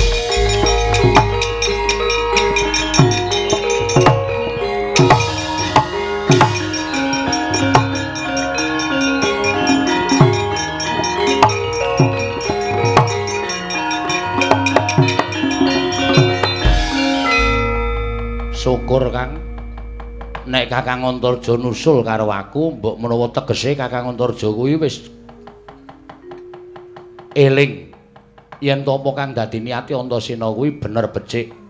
Antasena, piye Kang? Aku nusul karo kowe aja mbok anggap yen to aku bakal prapta nang negara Ngamarta. Lho, iki isih diteruske to? Rembuge iki isih diteruske. Mapan durung rampung perkaraku karo para Pandhawa. Oh, lah pancen wis kewalik nalarmu tenan kok, Kang. Kowe tak andani ya, Kang. Anane Kakang Antarja dadi kaya ngono kuwi merga pamblithuke Begawan Durna karo Patih Sengkuni. Mulane omongan karo menungsa loro kae iki aja tok lebokke ning ati.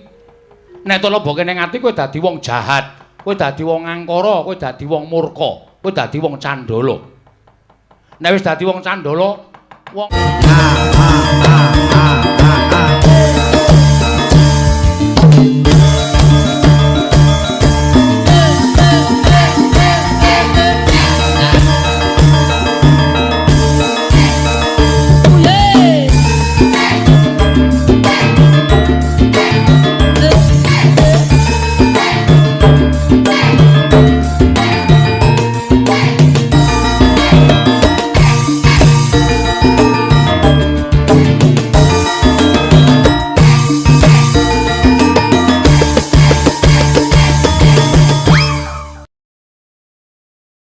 wong sing kaya ngono kae ku keplok-keplok kowe iki mung arep didu karo wong tuamu, arep didu karo adimu dhewe. Kok kowe manut? Yo Kang yo. Mumpung isih padang rembolane isih jembar kalangane tak gandeng. Ayo to, anak Werkudara aja congkrah. Luwe-luwe aja nganti wani karo punden Pandhawa. Nek nganti wani sampeyan sing tuna dhewe. Ora sakokean gunung tanpa guna. Kowe aja mulang karo wong gerang. Apa sing tak lakoni iki pancen wis tak niati. Saiki ngene. Kowe melu aku apa melu wong tuamu Werkudara? Lah wis jangkar. Kanjeng Rama. Ora sudi. Kualat kowe. Kualat yo men. Ulah wis ngayal tenan iki. Dikandani kualat kok malah kualat yo men. Melu Antarja apa melu Werkudara? Lah aku melu Werkudara wong kae bapakku kok. Aku melu kowe iso ngekoske aku kok. Hah? Iso ngontrakke aku kok. Ora mung dompar ampiri. Kontrakke. Wong edan guneman apa kowe? Guneman tenanan ki lho. Gelem melu aku apa ora? Aku ora arep melu sampean. Sampean tumindake ala. Nek ora gelem melu aku tak rudo paripeksa. Oh sampean tegel karo aku. Tegel karo aku. Monggo. Nek sampean tegel karo adimu lanang sakarepmu. Kowe arep ngapak karo aku arep ora arep males, ora arep wani karo kowe. Yen pancen kowe satriya tenan, ayo wani ngono, Kakangmu Antarja. Ora dosa. Nek nganti aku wani karo Kakangku tuwa dosa. Moh. Manut apa ora? Ora manut tak jembalani, Kang. Aku adimu, tak jembalani, Kang. Aku adimu Antasena, ora peduli. Wis sakarepmu, sakarepmu.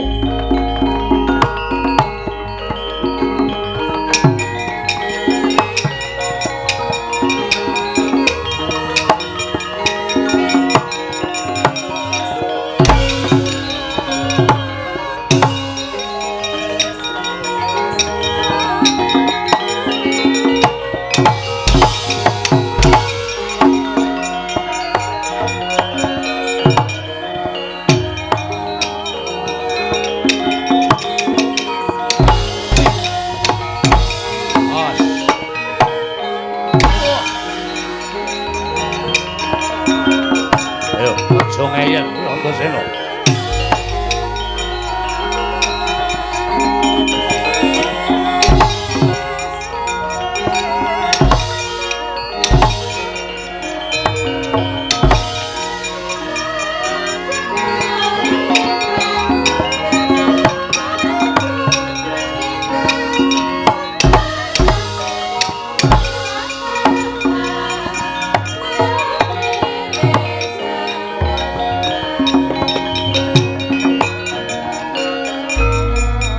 Aja ngasake kaprawiranmu, aku ngerti Antasena kuwi digdaya. Antasena kuwi ampuh. Tantem kok tanpa kedhep, tanpa ngrasake lara. Ha ngerti aku tok antem ora ngrasake lara kok lehmu ngantem mempeng. Mbok leren. Aku ora bakal leren. Ngajar karo kowe nadyan setahun tak ajar aku betah. Ayo nyo, aku ora ngrasake lara kok. Malesa, emoh, malesa, wegah. Sampeyan ki dulurku tuwa, nek nganti tanganku tiba ning awake sedulur tuwa, dosa. Aku sesuk nek mati duwe utang sing ora iso tak saur, cemplung neraka. Ora usah dadak ngrembug perkara neraka swarga. Iki jagat ora ngrembug negara-negara, neraka karo swarga. Ora ning ora dirembug ning tak rembug wong aku ki wong iki sing tak pikir ki sesuk, Kang. Saiki ki ora tak pikir, sing tak golek iki sesuk supaya aku iso mati sampurna, kok aja nganti gawe dosa. Kowe malsa ora. Nyo, pilih ana awakku. Tak sambi mlaku ora apa-apa, Kang. Aku ora masalah kok. Lho, we, otak besar lho iki sing tok tunyo. Nggon sirah lho. Mula kowe malsa ora. Kowe malsa. Yen kowe ora males, cetha kowe wong jirih, getih wedi mati. Anak Werkudara sing jeneng Antasena. Kuwi meringkus pepinjungan kaya wong wadon. Ayo kene, sandangi cara wong wedok. Tak pupuri, tak bengesi, kowe tak nahi jarik, kowe tak nahi kemben meng wong wadon. Piye? Muni piye kuwi mau? Nek perkara kowe ngece aku ora apa-apa, nek aku tak anggap wong wedok. Aku kon gabung karo Mimin karo Apri, iya. Terus kon joget ngene iki. Ora sudi aku. Nek ana wong ngece karo Antasena, aku dunake wong wadon, aku ora trima. Dan trimamu. Piye karepmu? Ayo walesen Antarja. Kon males tenan. Walesen ngamit lho, Kang. Ora jeneng aku tumindak dosa, ming mituruti karepane Kakang Antarja. Tak walesen. Yo! Wono. Ayo. Wah. Ah. Woi. Yo, anggap Antasena yo. Karo kowe padha. Wah. Ora apa-apa. Yo yo. Wah.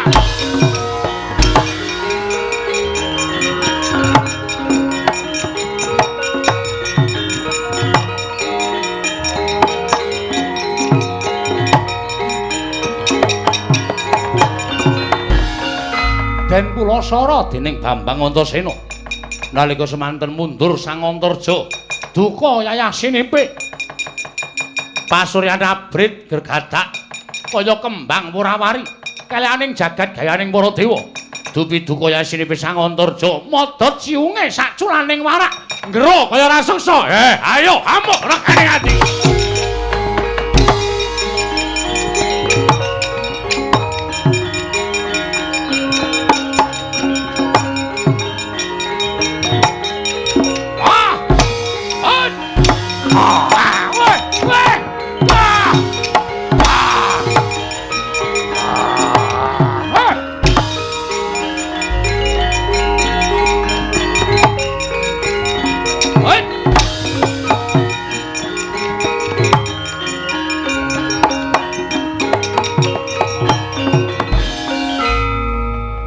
Keterangane ketok saiki. Lah kok dadi aneh. Kakang Antarja kok greng kaya buta. Modot lho Kakang Antarja ki ndadake untu dek kapan ya? Kok ana siunge gedhe banget. Nyokot guluku nganti kemeranyas nek ora tak kipatke aku tekaning pati. Lah keterangane ora ming pambujuking Begawan Durung karo Pati Sengguni. Ning pancen Kakang Antarja wis kesasapan jiwaning iblis dadi atur ning negara Ngamarta kowe Kang.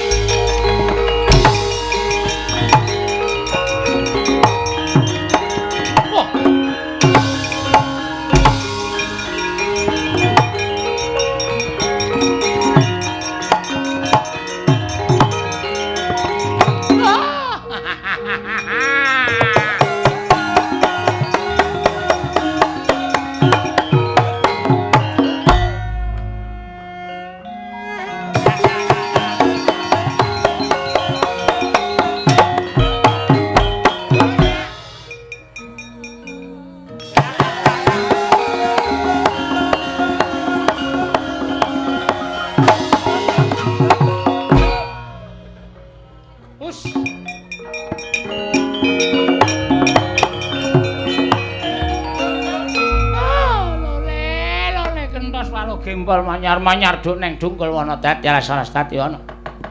Ya kaya ngono kuwi, Nger, kaya ngono kuwi. Sapa sing ora mathuk, sapa sing ora gathuk. Karo penemune putuku Antarja kudu ditegeli. Yen perlu adimu Dewi Antasena mau. Yen dadi pepalang kudu ditegeli, kaya ngono kuwi.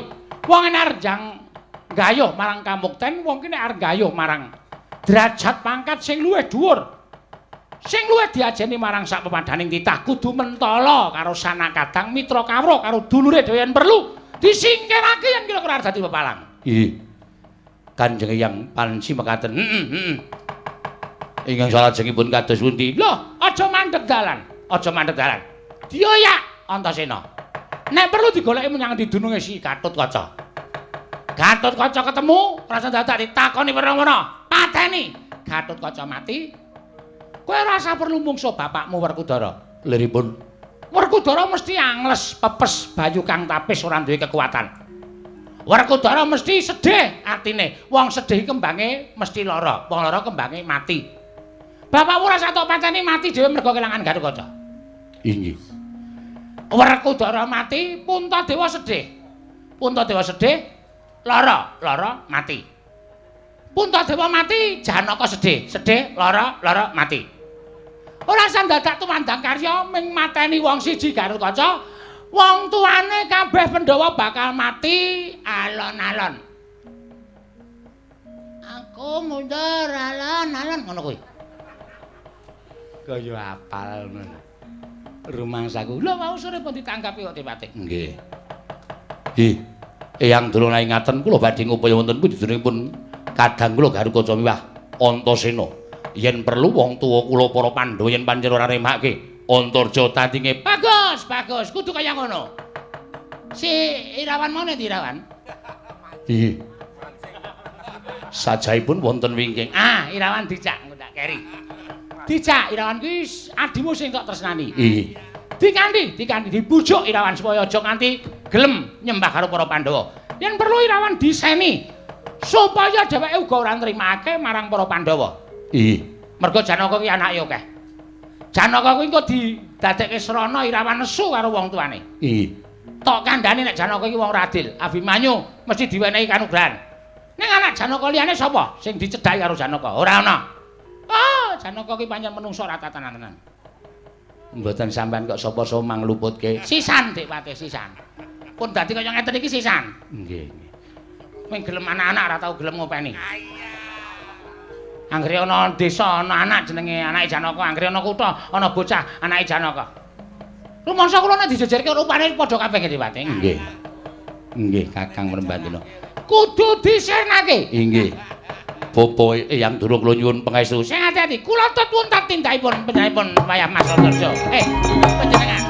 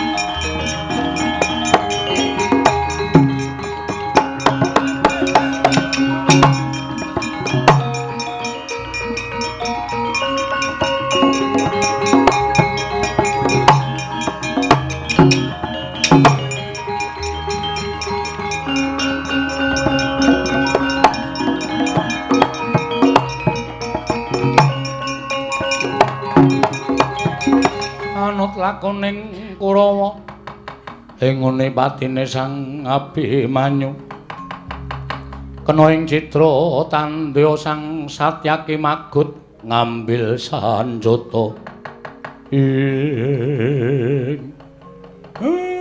digoleki Kang Rayi wangune tapa teng mriki to Den iya Siwa Semar syukur Kakang Mas kula ingkang upaya dhateng jengandika Kakang Mas Pringgondani adiku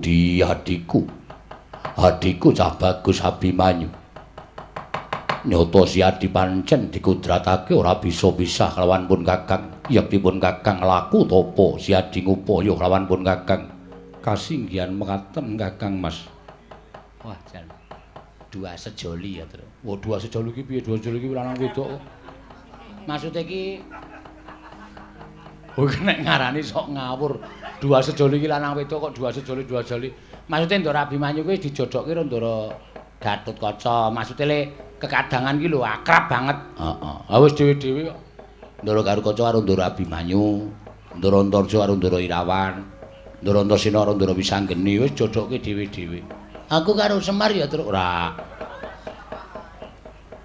Wong tuwar dipendhem kok cocok ora. Dapure kaya ngene kok. Ning aku sayang karo kowe lho, Pak. Luweh caturan. Oh, bapak saking mangkele karo kowe. Siadi apa wigatine ngopo ya kelawan pun Kakang. Kakang Mas. Mboten tentrem raos sing manah miwah mboten jenjem. Nalika dinten Anggara kasih ing Rayi nyumpena. Kakang Mas nedeng lelayaran nitih baita katemping toya bena wekasan jumplang punang palwa. Paduka Kakang Mas Pringgondani kentiring warih tumunten ical kula kedhepaken Kang aku sing sowan aja kaget Kang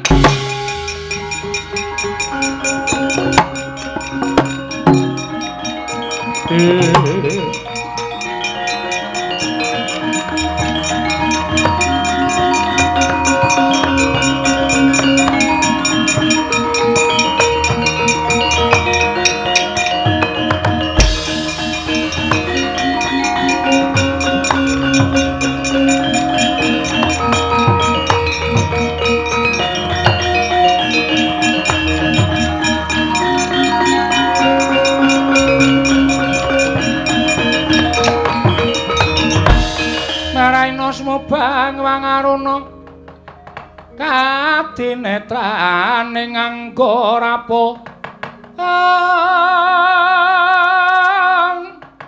sabdaning kukila ring kanigara sageter kene donganing kung lir wuwu sing pini panca Dimas kadangipun Kakang Yayi Antasena. Heeh Kang. Aku sing sowan. Aja kaget Kakang kok mapan ana ing lengkeng Gunung Himawat. Nedheng lakoni teteki tapa brata. Entuk gawe pangestune Dimas Antasena wis entuk gawe. Syukur. Ning aja mung mandheg seneng-seneng lho Kang. Apa sababe sira Yayi matur ing kaya mengkono? Aku mau sowan ning Jangkar Bumi. Niatku ngambil karo Kakang Antarja bakal tak kanthi sowan ing negara Pringgondani merga biyen nalika pawiwahan jumenengane Kakang Garukaca Kakang Antarja ora sowan. Iya. Aku wedi nek dadi rasananing para pepunden, wedi nek dadi kira Kakang Antarja kuwi duwe pambegan meri karo kamuktene Kakang Garukaca. Barang aku tekan Jangkar Bumi, aku nganti karo Kakang Antarja ning Kakang Antarja ora gelem. Merga ning kono ana Hyang Durna karo Hyang Patih Sengkuni. Mbok menawa wis diblithuk diwalik tingale karo Hyang Durna. Tumuli aku budal dhewe pengajap arep sowan pepunden Pandhawa. Dioyak Kakang Antarja. Ana ing dalan aku dijotosi karo Kakang Antarja dijaluk aja nganti sowan ning Ngamarta. Malah yen perlu wani karo Kanjeng Rama Werkudara. Suwe ning suwe carane cacing iku pidak menungso ngolet ora ngrasake lara ning butuh males. Aku ya menungso. Nek diantemi saben dina diantemi terus rasaku ya lara, mula aku males dadi perang. Den, karo Kakang niku kok wani? Den, karo Kakang niku kok wani? Wah, nek aku ya wani mawon Den apik niku. Kok beda dhewe to senengane. Wong iki penderiane dhewe to. Aku ora kaya ora wedi. Ha. Ada? Ayo. Samleke bojoku tok bae. Balekke piye? Balekke dengkulmu. Wis ambyar arep balik. Ha iya kaya. Sik, ponokan-ponokan lek do meneng sik. Oh, syukur wis tukani Ndara Antasena. Sabanjure piye, Dimas? Ora kanthi kanyana-nyana Kakang Antarja nyokot kaya buta sing diajab sedane Kakang Garukaca. Minggira, aku tak sowan Kakang Antarja.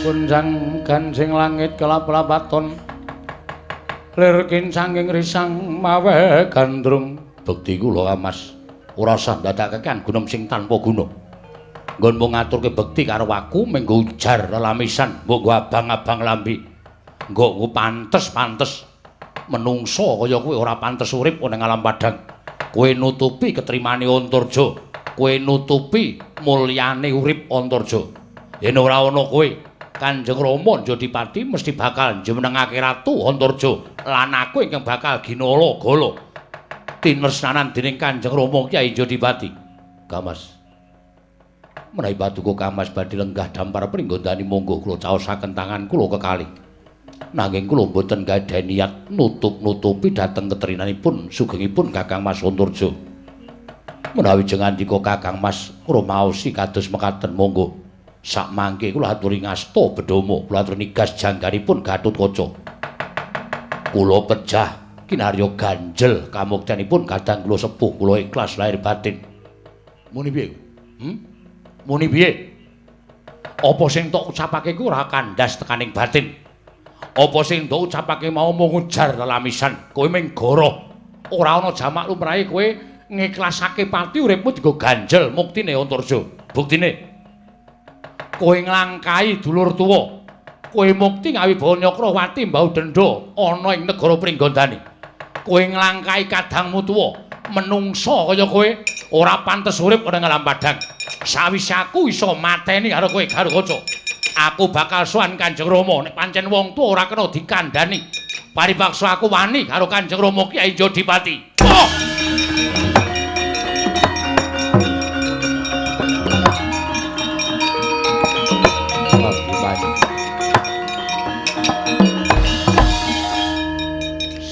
boten saged dipun sanak menawi Kakang Mas jangkar bumi pakartinipun kados mekaten. Mestinipun Kakang Mas Pringgondani sampun gadhahi inggih menika atur ingkang kados mekaten. Menapa inggih dipun tindakaken Kakang Mas Antarja menika sampun badhe damel risak katentremanipun para putra Pandhawa miwah para Pandhawa menenga nggih. Aku sing nandhingi Kakang Mas jangkar bumi.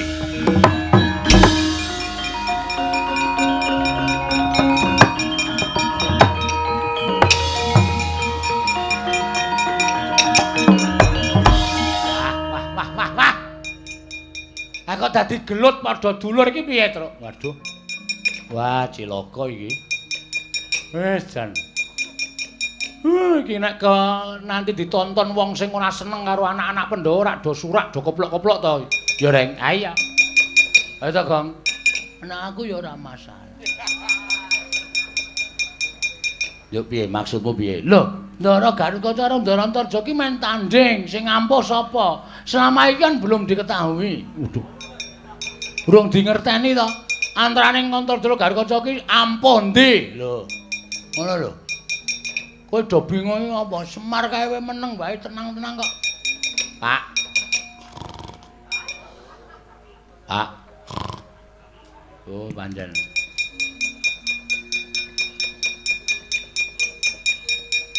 Gong, wis Gong, rasa werna-werna Gong. Nek ora tak kapokke.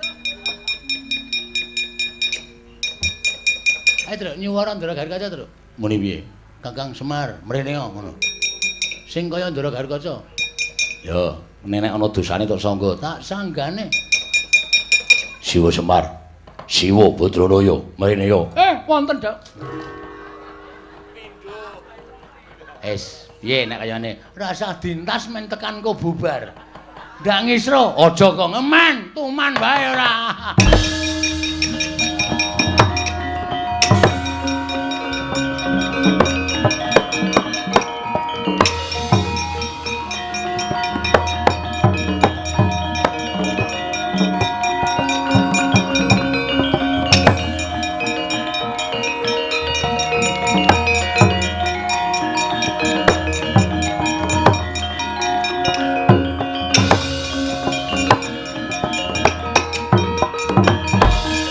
Panjen iki pengajap nggonku ndudul marang kamurkan wayu. Aja mringkus kaya wong wadon. Nek pancen kowe ratu Pringgondani, aku dadi kraman Pringgondani, aku dadi kraman negara Ngamarta. Ngejak piye tak turuti, kaya apa aku sing tekaning pati.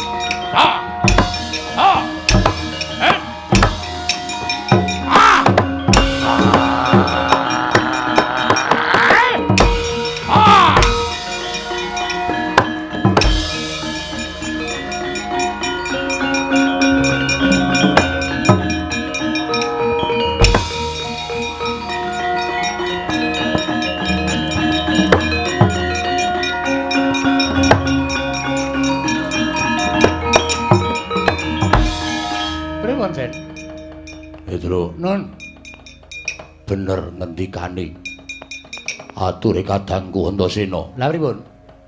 Kakang Antarja pancen wis kaya kepanjingan jiwaning iblis. Buktine perang karo aku nyokot janggane Garukaca. Wo lah edan. Nyokot bareng. Rung dimanggake kok wis nyokot. Ora sopan. Petra aku kudu piye? Lah nderek panjenengan ajeng ngladeni Kang Raka. Aku njaluk karo kowe. Nggih, pripun? Mlayu matura perkara iki marang Punden Pandhawa. Sabab ndak sawang Kakang Antarja sajak nyubriyani sarta bebayani. Oh nggih, kula kalih bakon tak mlayu. Ya ngono, aku tak nandhingi Kakang Antarja nggih.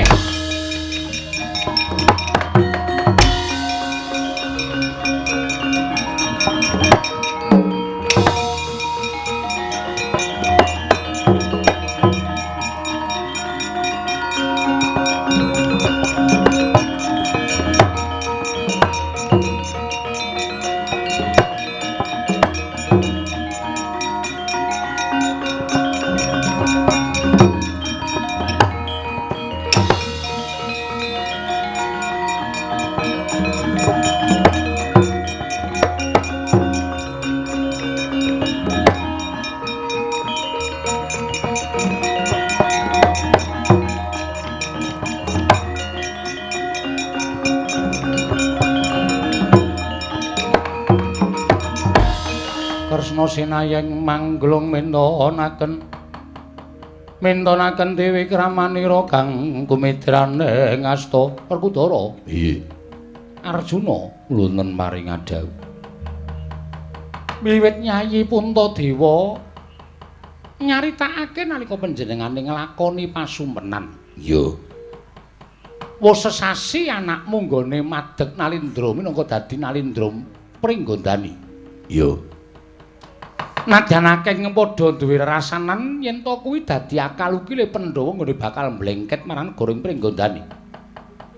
Yen pancen kowe krungu menungsa sing ngucap kaya ngono. Ayo diadu arepke karo Werkudara.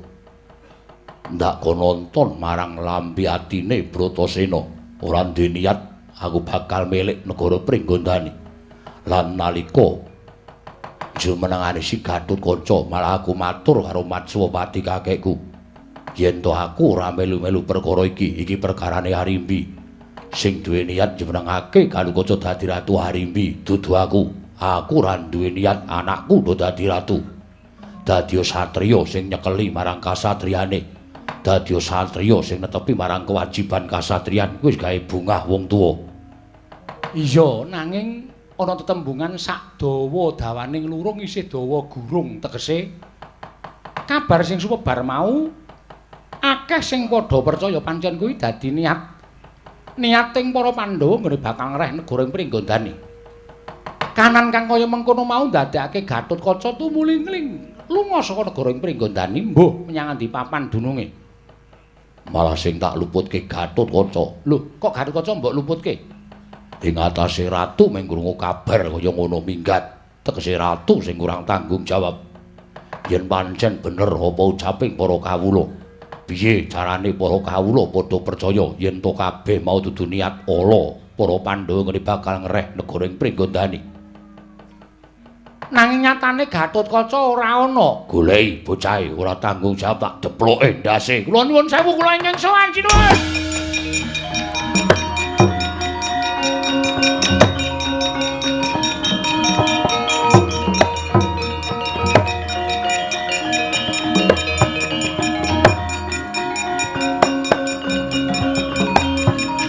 Petro, nggih.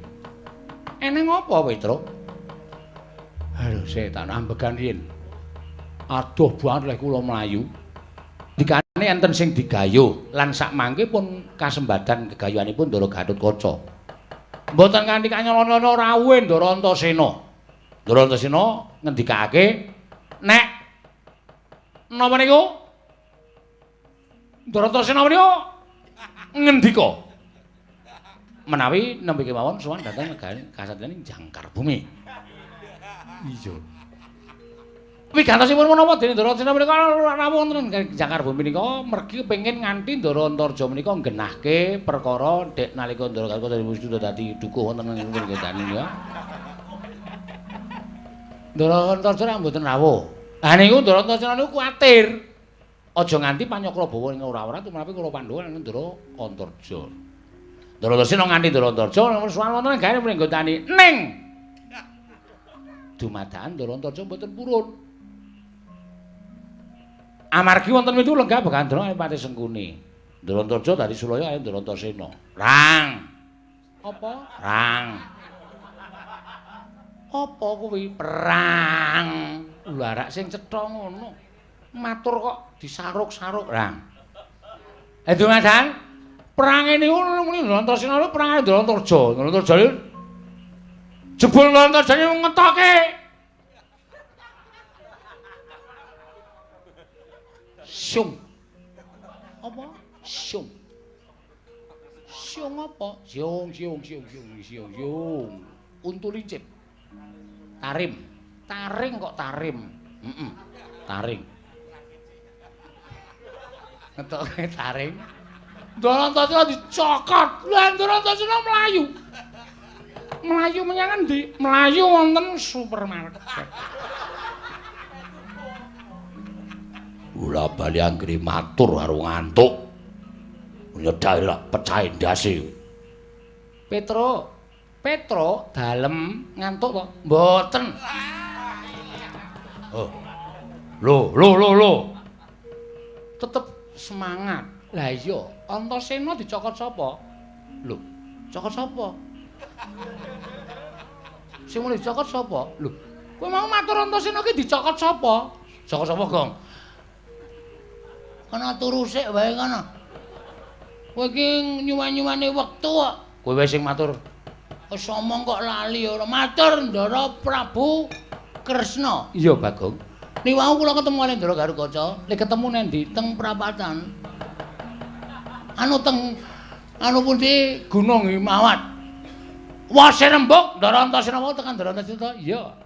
Ndara Antaséna rawuh ngandhake nek Ndara Antaséna dicokot kali kirike Ndara Antarja. Wah, Kresna. Piye? Golek ana kawan liyane ana ora? Aku melu mbedhedhek atiku nek karo Petro karo Bagong. Kene aku wae, Gong. Wis raup. Wis. Kok ora krungu le kricik-kricik tak raupi keringetku dhewe. Ben ambune mambu mbok ben. Ndara Antaséna dicokot ae Ndara Antarja, Ndara Garukaca niku pokoke Ndara Antarja niku ora nrimake nek Ndara Garukaca niku dadi ratu. Sing dianggep ban cindhe ban sinadan ora adil tumrap anak-anake niku Ndara Werkudara. Wah, sing kandha kaya ngono sapa? Ndara Antarja. Malah nantang karo Ndara Garukaca. Garukaca, kowe gelem medhun saka dampar apa ora? Wong tuamu Ndara Werkudara kae wong ora adil. Werkudara kae wong ora iso ngayomi karo anak-anake. Anake mbarep dilangkai karo anake nomor 2. Anake nomor 2 gedhang krang sila tumpang kendangan dengkul madheg ratu. Wong tuwa dienggo keset, wong tuwa model piye kaya ngene iki? Wah, Antarja Nedi. Truk, siap-siap lho, Truk. Siap-siap lho, Truk. Engko gajul engko mesti. Oh, hati-hati.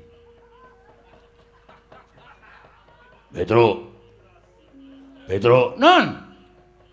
Antarja Nedi. Petro. Nun. Antarja Nedi. Aku urung rampung wis tiarap kok. Teng mriko gelut karo Ndara Gatotkaca rame banget. Wah.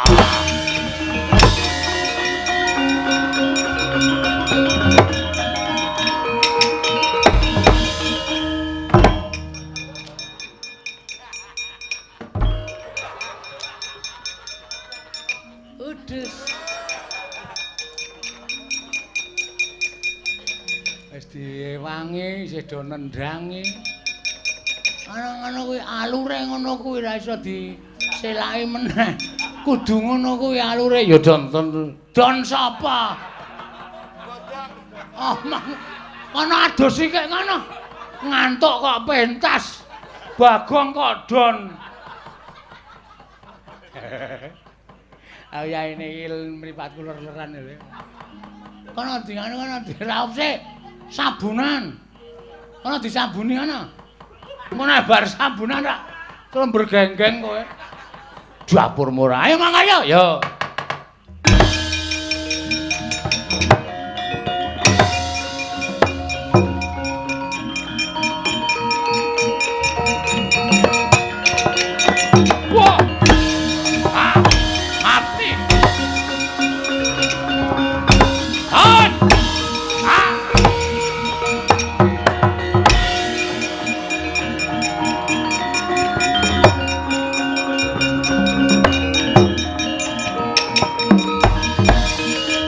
Iki wong tuane.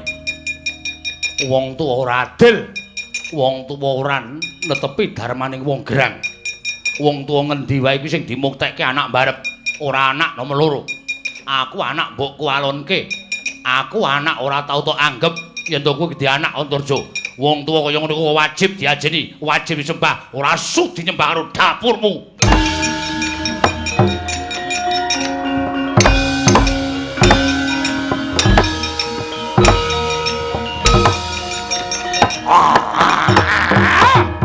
Woi! Ayo, amuk.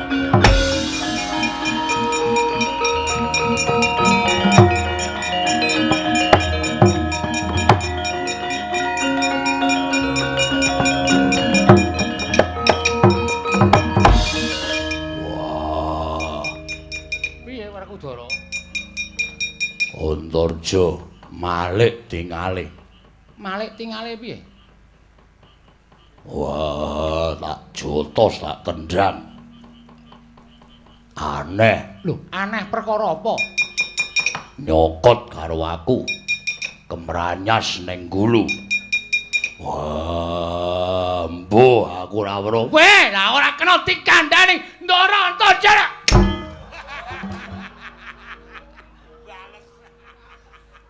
Arep apa itu? Arep bales malah kontal aku.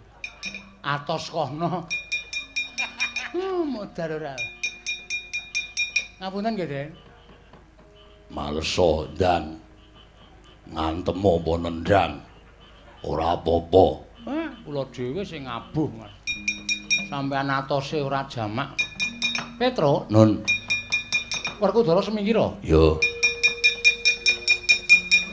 Aku tak nyawang anakmu jangkar bumi kok sajake kok nyala wadi timen. Ngangge napa? Kaca paesan tak tontone Petro. Ah nggih, monggo.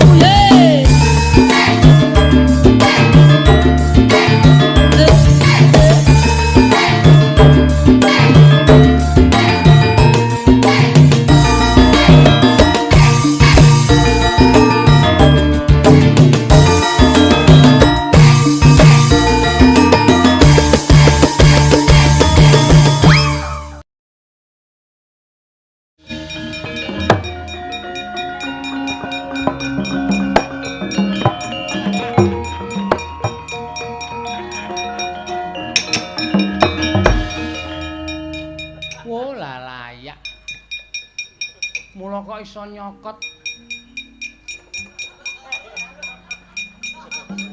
Lah kaya ngono kok ya mula kok iso nyokot.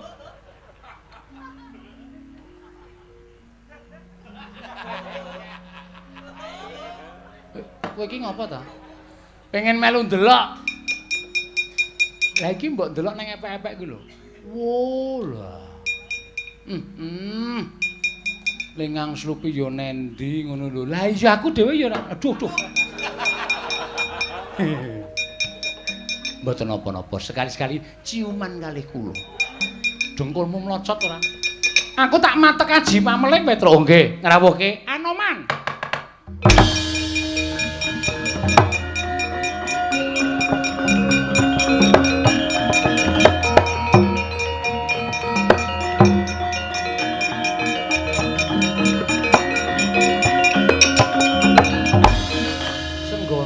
Wonten timbalan. Ketok nggonmu enak-enak. Nggonmu njaga Kendali Sada. Aku tak takon karo kowe janjane kowe ning Kendali Sada kuwi gatine apa to? Madeg Prabrahmana. Sakliyane Madeg Brahmana kula tenggo Gunung Somawana. Gunung Somawana ki kinarya ngunjara sukmanipun Gudha Pariyitma inggih sukmanipun Dasamuka. Lolos manjing angganing Antarja kok nganti kowe ora weruh. Lah dalah.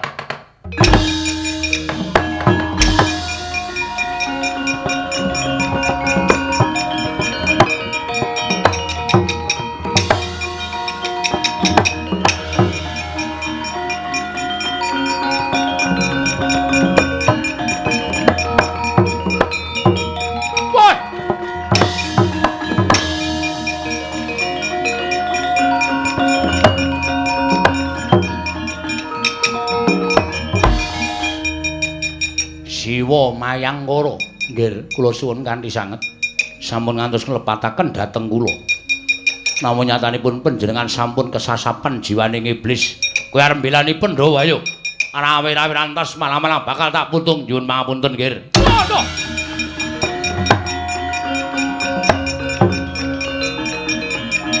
Wah! Hoi! Waduh.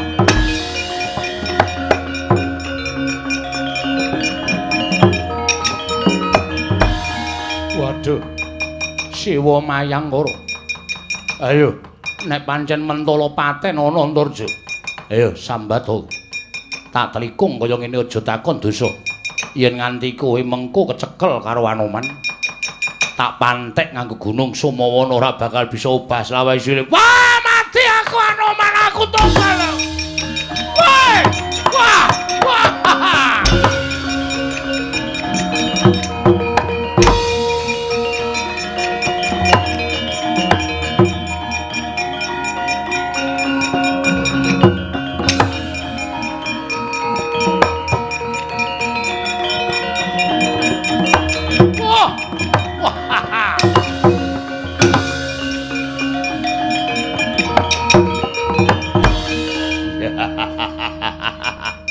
Wah, konangan karo sing tunggu tanah Jawa. Dasar Pranyata. Rahwana ora bali papan durung aja takon dosa aku nyirnai karo kowe. Wah, iya aku tak bali aku.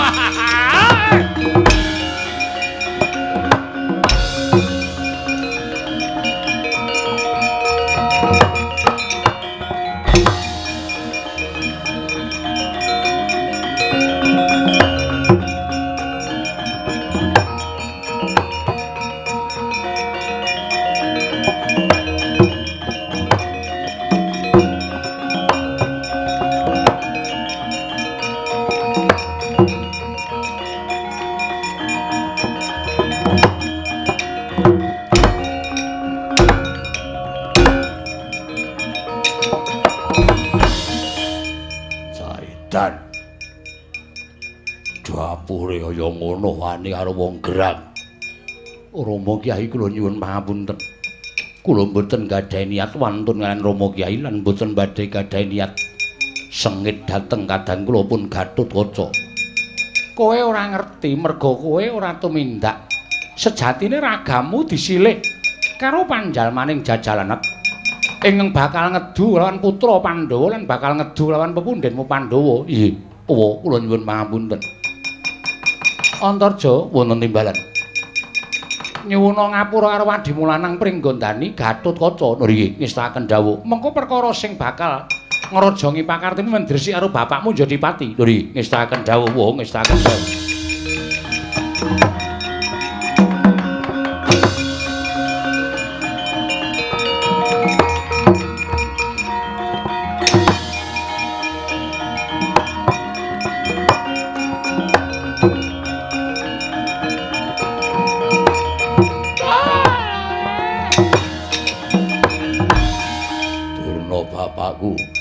Werkudara. Arep ngopo? Ora ngapa-ngapa ya ming mlaku-mlaku. Jalan sehat. Wah, nggawa Kurawa. Monggo greneng-greneng neng dalan. Ben ana kancane. Ayo bali. Aja nang kene, ayo bali. Oh iya ngger aku tak mulih Werkudara. Aku tak bali.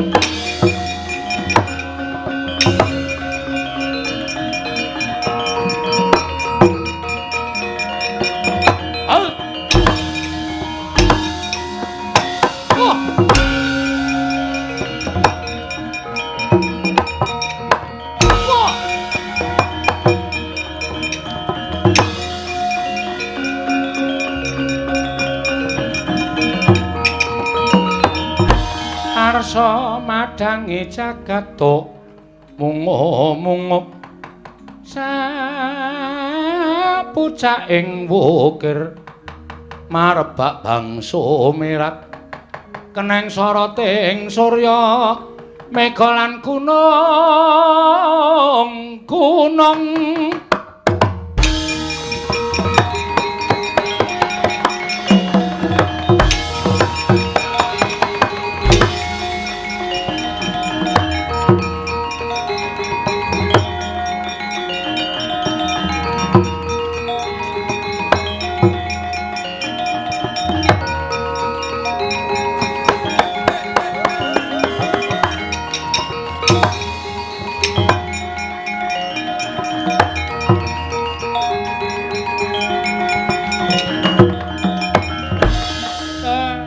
pun ngestoke dawuh.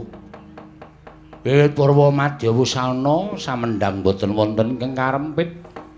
Carya sampun kababar sedalu ewadene kirang mranani wonten penggalih kula nyuwun pangapunten ingkang sakalangkung kathah. Jer kula sak anak-anak kula sedayanipun menika menungsa limrah ingkang dunung boten lepat saking ina lali salah apes lan mati. Gandeng sampun paripurna. Kula pribadi lan makili para rombongan nyuwun pangapunten menawi wonten lepat kula. Lan kula nyuwun pamit mugi-mugi raharja, ayem tentrem, niskala sumandhing dening sedherek kula sami lenggah wonten ing papan mriki. Semanten ugi kula sak kanca mugi-mugi wilujeng dumugi sudung kula piyambak-piyambak. Sura Sudarajan ingkang rat suwuh brasta kaping ulah Darmastuti rahayung samya makarya rahayung samya pinanggih ndara.